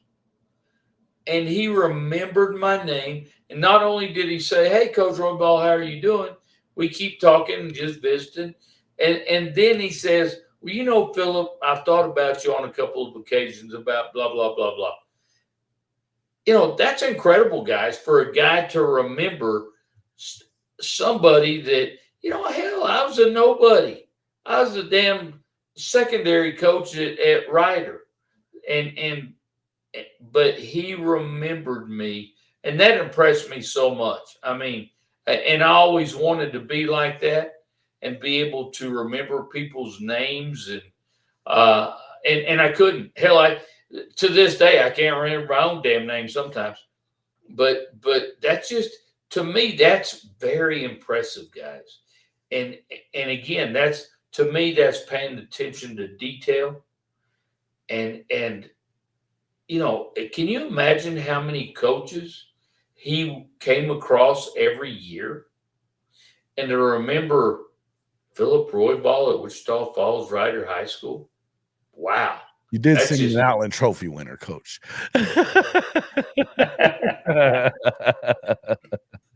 You did, but you know, hell, but here's the thing, Jason. I wasn't even the head coach. Yeah. I was a secondary coach. I didn't even coach Aaron. Fair enough. And so that really impressed me. Well, I tell you that I think that's why I've always said about Mac. You know, as much as I'm not a Texas fan, as we well know, right? I got nothing but respect for Mac Brown, because he was the same way. With the first time that I saw and talked to him, I was in Hobbs. I got to go cover a game just because or whatever, because you had to keep up for us, a small paper like that, to be able to keep up your credential for Texas Tech, you're going to have to go to some games. So I went to that one and one other one that year. But anyway, asked him a question, whatever. And, you always give your name in those press conference settings. I didn't see him again for a couple of years whenever I was doing it freelancing for Hearst and covering a lot of their games. But the first time I ever walked up, and he immediately, hey, Jason, how you doing, buddy? Yep. I looked at him. It's one thing to know coaches. Well, and if you know the reporters that are on the beat all the time is one thing also, but I hadn't seen him in a while. Yeah. And there was no reason I asked him one question. We're talking about one. Sure. No. That was Mac too. I had a great relationship with Mac because I sent him several players as well. And he was the same way. Yeah. And I was always impressed by those guys. I know I remember being at the San Angelo Coaches Clinic, which is a huge coaching clinic in the state of Texas. I mean, huge. And so Mac is talking to Barry Switzer. It just, they were standing there visiting, talking together. And I just kind of waved at Mac. And I hear Mac say to Barry, Coach Switzer, I'll be right back. I got to go talk to Coach Roybal. And he left a big-time college football coach from Oklahoma. The king. Exactly. To come talk to little old me. Hell, those guys. Did you ever get to meet Coach Switzer very much? Did you meet Coach Switzer? Oh, yeah. I talked to Coach Switzer on several occasions. Yeah. And really, as a matter of fact, a lot of times I would end up talking to him at that same Angelo clinic. So yeah, I knew. I mean, I knew him, talked to him, met with him, talked to him on several occasions. Now, Yeah. I will say this: Coach Switzer never remembered my name. But that's all good. I mean, I don't remember Coach Switzer's name all the time. yeah, exactly.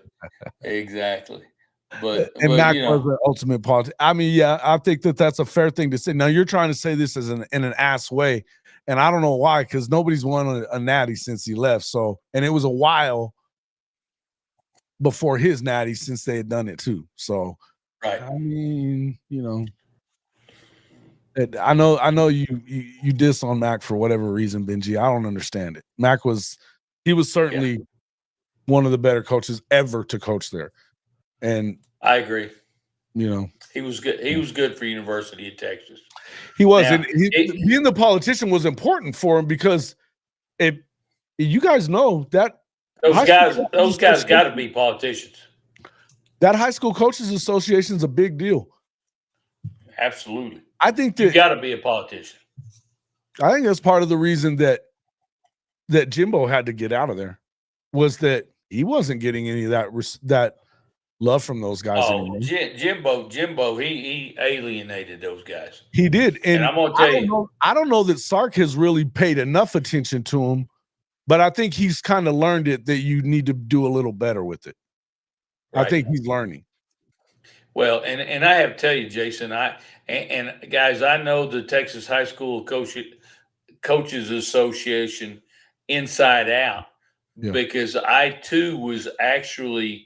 You were a vice president before I came here to Texas. I was in line to move into one of the vice president directors positions in the Texas High School Coaches Association. And I tell you what, if those high school coaches don't like you, you can't recruit their places at all. And I think Jimbo kind of did that to himself. You know what? I do have Jason. I do have a question here on Jimbo. Did you ask this one real quick? Or did you answer? Did you see? You sent us this Mike Moore out of Skyline too. Yeah, Michael Moore. I love Michael Moore. I love that kid. He was a great kid. I mean, one of my all-time favorites, Michael Moore. Just wow, yeah. Yep. And this isn't wrong. Had it not been for if Colt doesn't get hurt, they might blow Bama out that night because they were kicking their ass. They were outplaying them. Yeah, it changed the complexity of it for sure. Oh hell yeah.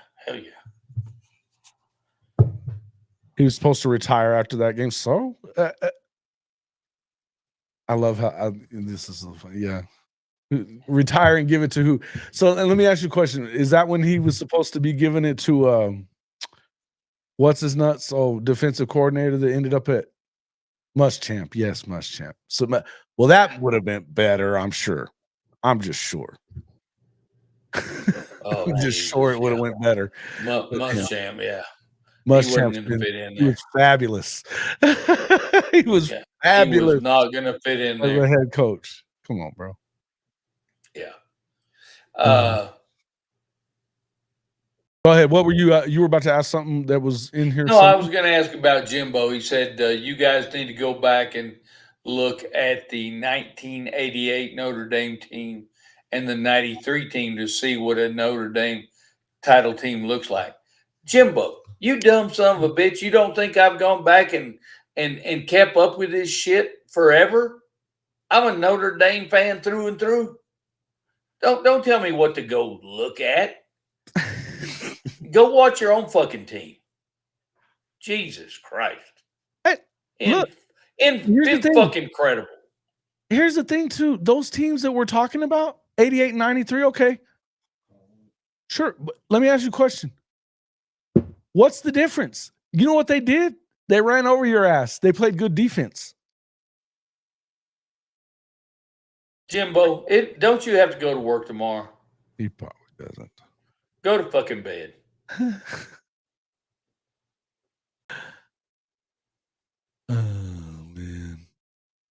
They added a second on the clock for Texas.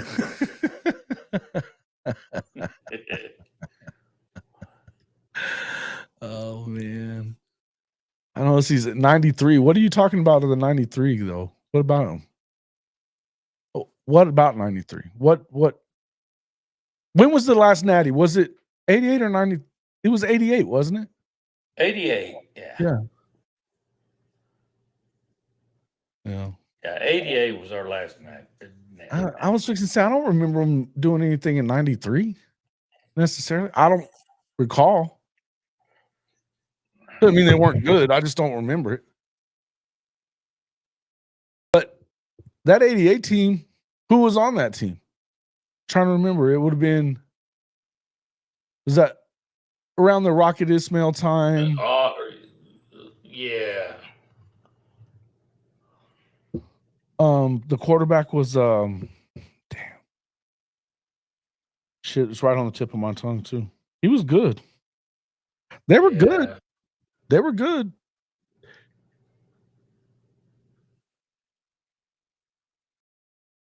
Look at here, boom. Vince was down before he pitched that ball. Refs have always helped Texas. Hey, you're not wrong, boom. Rocket was a bad dude, man. I still remember that one year they would have went back to back, right? But they called back that punt that he ran back against Colorado, and Colorado won it and became national champions.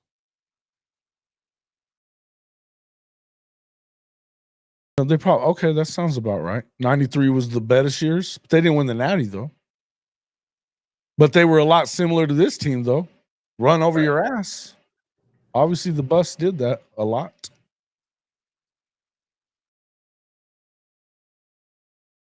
Tim Brown, yes, he was also on that team. Tim Brown, indeed, yes. Never.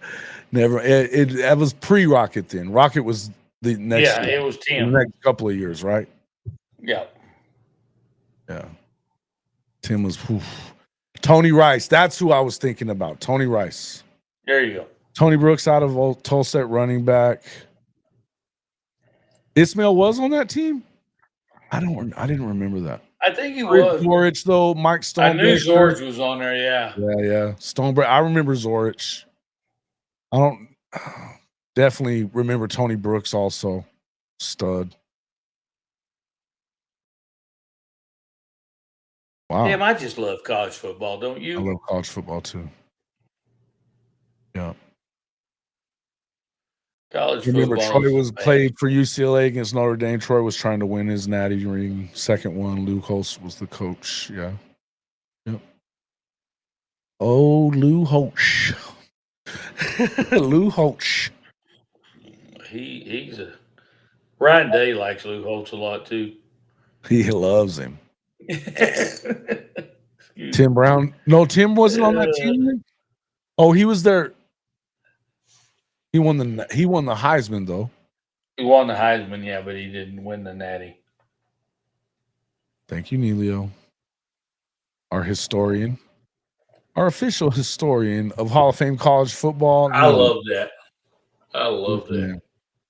Yeah. They got beat by okay. Can remember that one too.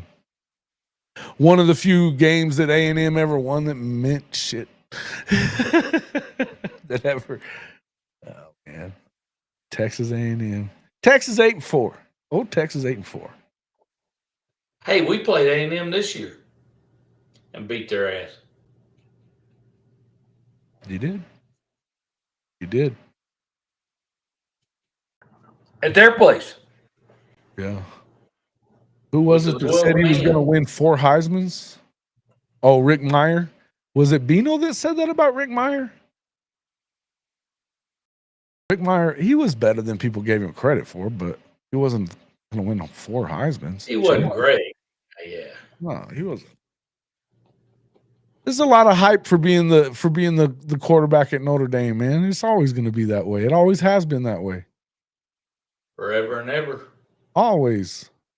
It's like there's a lot of hype for if you go to Oklahoma to play quarterback or Texas or, shit, it's going to be like that. The Blue Bloods. The Blue Bloods. That's right. Lately, Ohio State carrying that. I mean, they got quarterbacks, no matter who they are, they seem to come out there and perform. Not winning natties, but, you know. That old wrecking crew. Aggie did have good defenses in the 90s. They always, yeah. Hey, man. They were pretty damn good back in those days. I remember guys like Dat Win and dudes like that. That dude was a bad. Oh, shit. He was a bad mofro. Oh, dude. Dad. They were good. I remember those days. Who dat? Who dat? The wrecking crew. But then you also if we're going to start talking like defenses, what about the black shirts? Yes, sir. Pretty nasty. Pretty nasty. Younger brother was playing ball at Cypher in the early 90s. I remember him tackling future Aggie Rodney Thomas. I remember that guy too. He was a stud. He was a dude. Another dude. Yeah. Another dude. You know what's crazy is that, you know, you can remember like all those guys that were real. I remember Reggie McNeil at Texas A&M. That guy was a freaking animal too. Same time as Vince and stuff like that. And he didn't get all the props that Vince got, but Reggie could play. No, but Texas has had some dudes, man. Bro, they definitely have. Ricky said. Yeah. I mean, Jamal Charles. Oh, shit. Jamal Charles was good too. Damn. I'm telling you, they've had some dudes.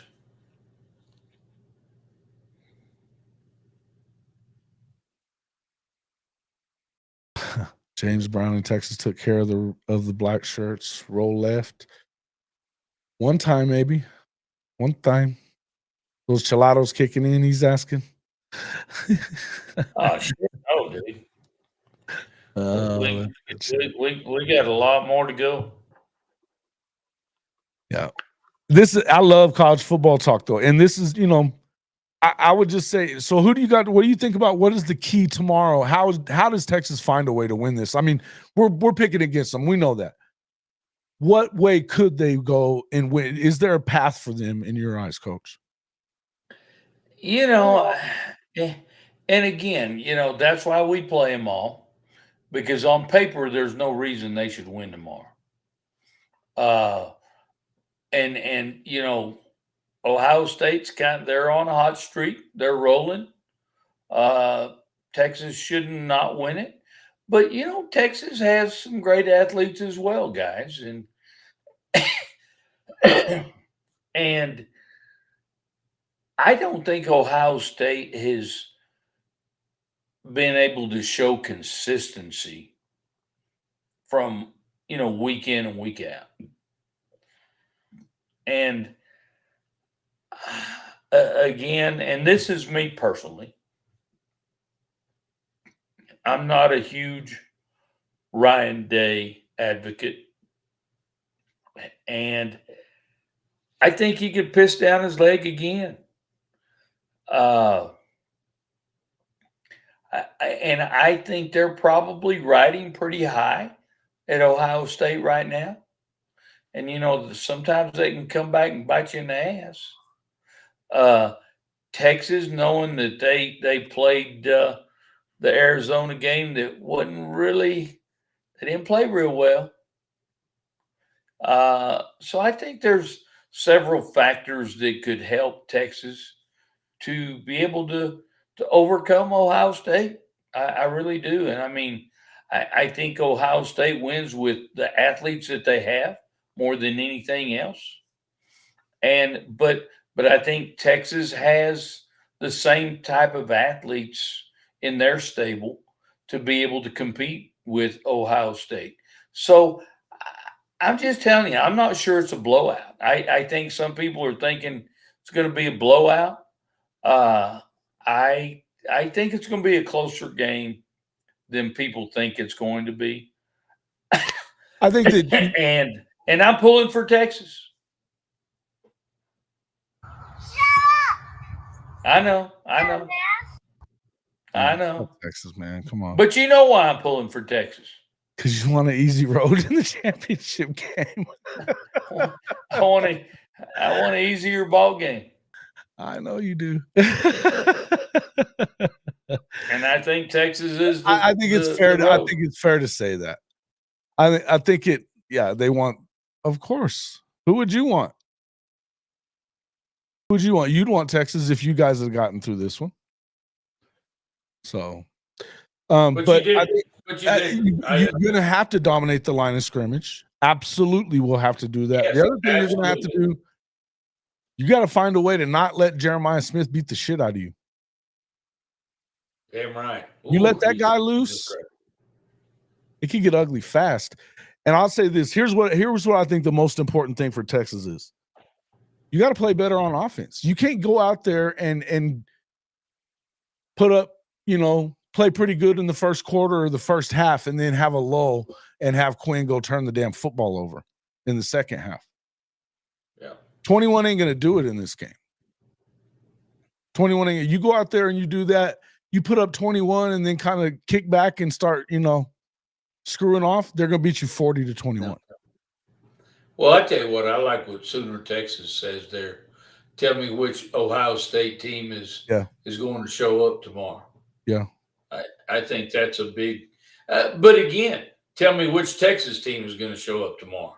Listen, that's what's interesting about this. That's what I'm saying. It's easy to sit here and say if the right Ohio State team doesn't show up, but you're going to tell me that team that just squeaked by Arizona State can be on the field with anybody else if they play like that again. Anybody that was left in this whole deal, the other three of the four semifinalists would beat the shit out of you playing like that. Facts. You're hoping it's 20-17 Texas. It ain't going to be that low scoring, brother. It ain't. Oh, it's going to be a high scoring game. Yeah. If you look, not only just Jeremiah Smith and Buka too.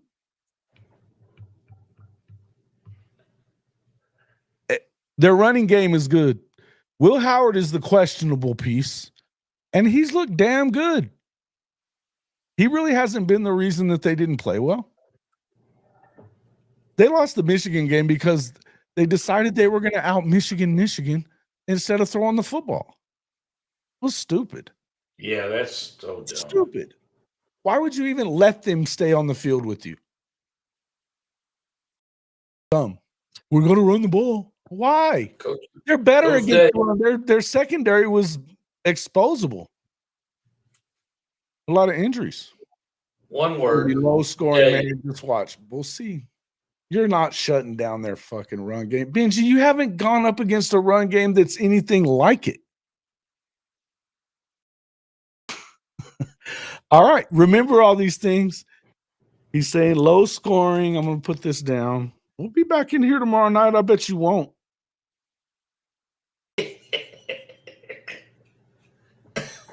I'm going to go ahead and screenshot this because we'll be bringing it back up.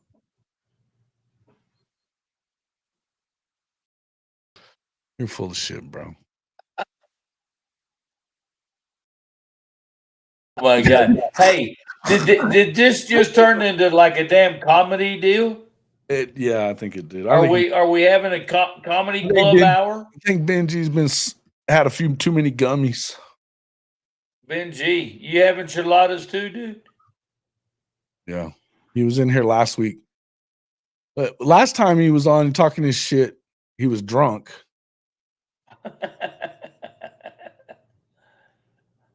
Yeah, thank you. Couldn't shut him down. If you do shut down Henderson, then you got to deal with the other one. Bro, you guys ain't doing that shit. Get out of here with that. Silly talk. Well, guys, it's I all think over. I'm going to shut her down. I figured you were. Coach, I appreciate you coming in and gloating as long as you did. It was fun. Oh, shit. As always, I love talking ball with you. And listen, I just say congratulations, man. I'm not a Notre Dame fan. I'm a fan know for you're not. you right now, but I'm impressed with them. I'm impressed with them, and I say let the haters hate. I think it's even more fun whenever you say. Yeah. I've been talking about it for a month that they're going to be playing for the Natty, and and that's what I was going to say. Yeah, I was going to say that, Jason. You've been saying it for quite a while now that you thought they had a chance to play for the Natty, and even I was a little skeptical at that too. But you've been on their bandwagon for a month and a half now, and even last year, I was saying that I think if they get something going offensively, that this team's going to be a pain in the ass for anybody to deal with. They could have beaten Ohio State a year ago. Should have. Definitely should have. I think it's if going to we be just we'd have played with 11 players instead of 10. I may, guys. I probably will. I probably will go on tomorrow morning. I probably will. Coach, I appreciate you coming in, man. And we'll we'll talk love more you, brother. Tomorrow. Love you too, man. Hey, Congratulations. all you guys enjoyed it. Enjoyed talking football with you guys. I love it. Whether we agree or disagree, I still love talking football. And for all you unbelievers, fuck y'all. We're going to the Natty. Good night. Night, Coach. Good night. Coach Roy Ball, our favorite. You know what, guys? In a nice way, fuck y'all. We don't give a shit. Love old Coach Roy Ball. He tells it like it is and how he feels. There is no filter for Coach. All right. Benji is good friends with Oklahoma Contra Grower. I'll be on in the morning. One loss, UW. Yeah, but they should have been. They should have lost. That one loss should have been to you guys, and you know it. Come on, bro. Gag City. You ain't got the right guy. But look, he's as good as anybody you've had in a long time. But I think you guys love on Sark more than you should. But we'll see. We will definitely talk Notre Dame versus UT. I don't think so. I think it's a pipe dream. Look, I'll just tell you, I don't think that they I don't think they have much of a chance to beat Ohio State. Give me a second. I got to use the restroom real quick. I'll be right back.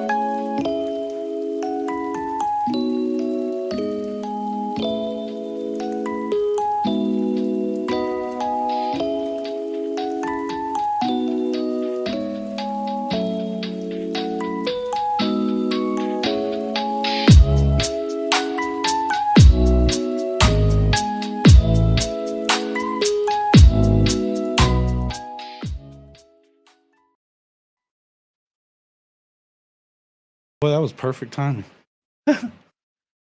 Oh, man, my eyeballs are floating. All right. What'd y'all say? Oof.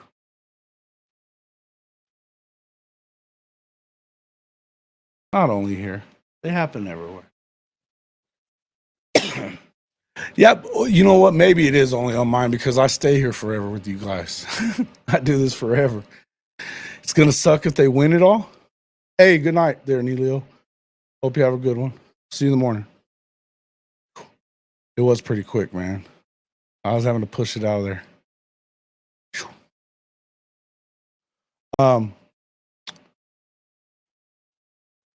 Yeah, it will.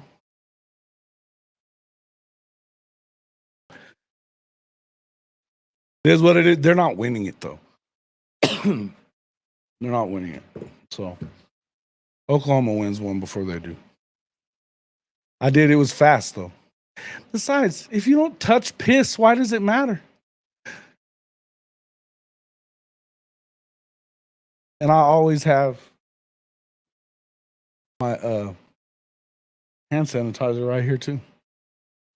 Don't worry about me, bro. What else? Here's the thing. I think to win that, one of the things that nobody's really said, if Texas is going to win, it's going to be probably because they turn Ohio State over. They're one of the top 2 teams in the country at doing that this year. They've turned over everybody. They've turned over more teams. They forced more turnovers than anybody but Notre Dame. So if they can do that, which it's, I feel like that's kind of a skewed stat because of the fact that they didn't play the best offenses in the country. And that's a fact. But yeah, I will. But you're going to have to, if you can turn Ohio State over, you'll have a chance.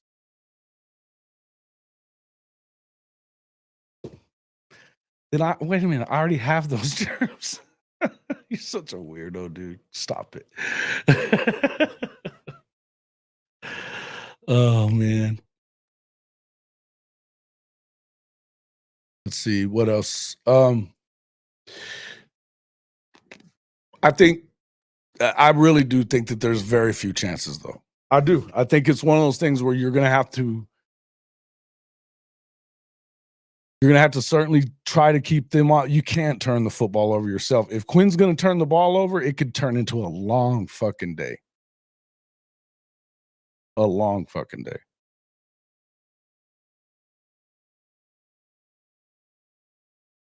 So, I don't know, man. It's going to be tough to do. Even with your defense as good as they are, I think it would be tough. But yeah, I'm going to go ahead and get out of here. We've been going for a little over 2 hours as is. Guys, make sure you hit that like button for us, man. I appreciate everybody coming in, but we got to get our likes up. And hey, if you're coming in and watching the stream, man, make sure you become a subscriber. Share the stream with others, man. We'd appreciate that. Hey, Benji, before you go, I did mean to tell you that I did a couple of new hats because they've got some new style hats for our pod merch store. They actually have a color. It's so god awful orange, burnt orange looking on one of the Flex Fit hats. But I'm gonna take that son of a bitch down if you don't go buy it soon. So if you want that and you want that color, go look at they're at the front of the pod merch store. That's hofmedia.us/pod-merch. We've got all kinds of horns down stuff as well. But yeah, it says it's like caramel, but it looks like burnt orange to me. It's pretty fucking ugly.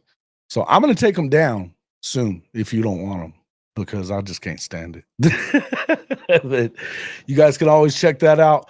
Hey, look, I saw earlier tonight there was automatically Notre Dame wins. The Orange Bowl champions gear was up on our Fanatics partner site already by the time I was coming in. So that's hofmedia.us/fanatics. Jump in there and check all that stuff out. You're going to get the best deal you can possibly get from Fanatics by using our link. It's a small commission for us, really, but it's a really good.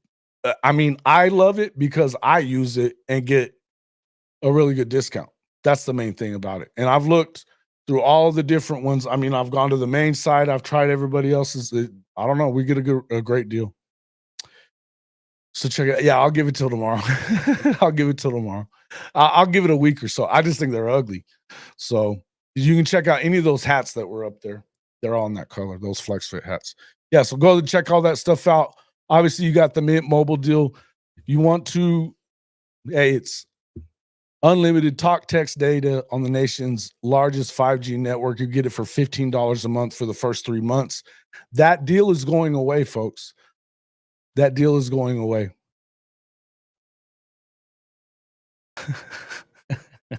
Caramel cap and a Cotton Bowl champion shirt. We'll see. We'll see, man.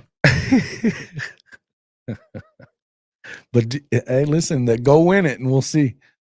Go win it and we'll see. I'll tell you what, if y'all win that game tomorrow, I'll get you a hat. I'll get you one of them hats.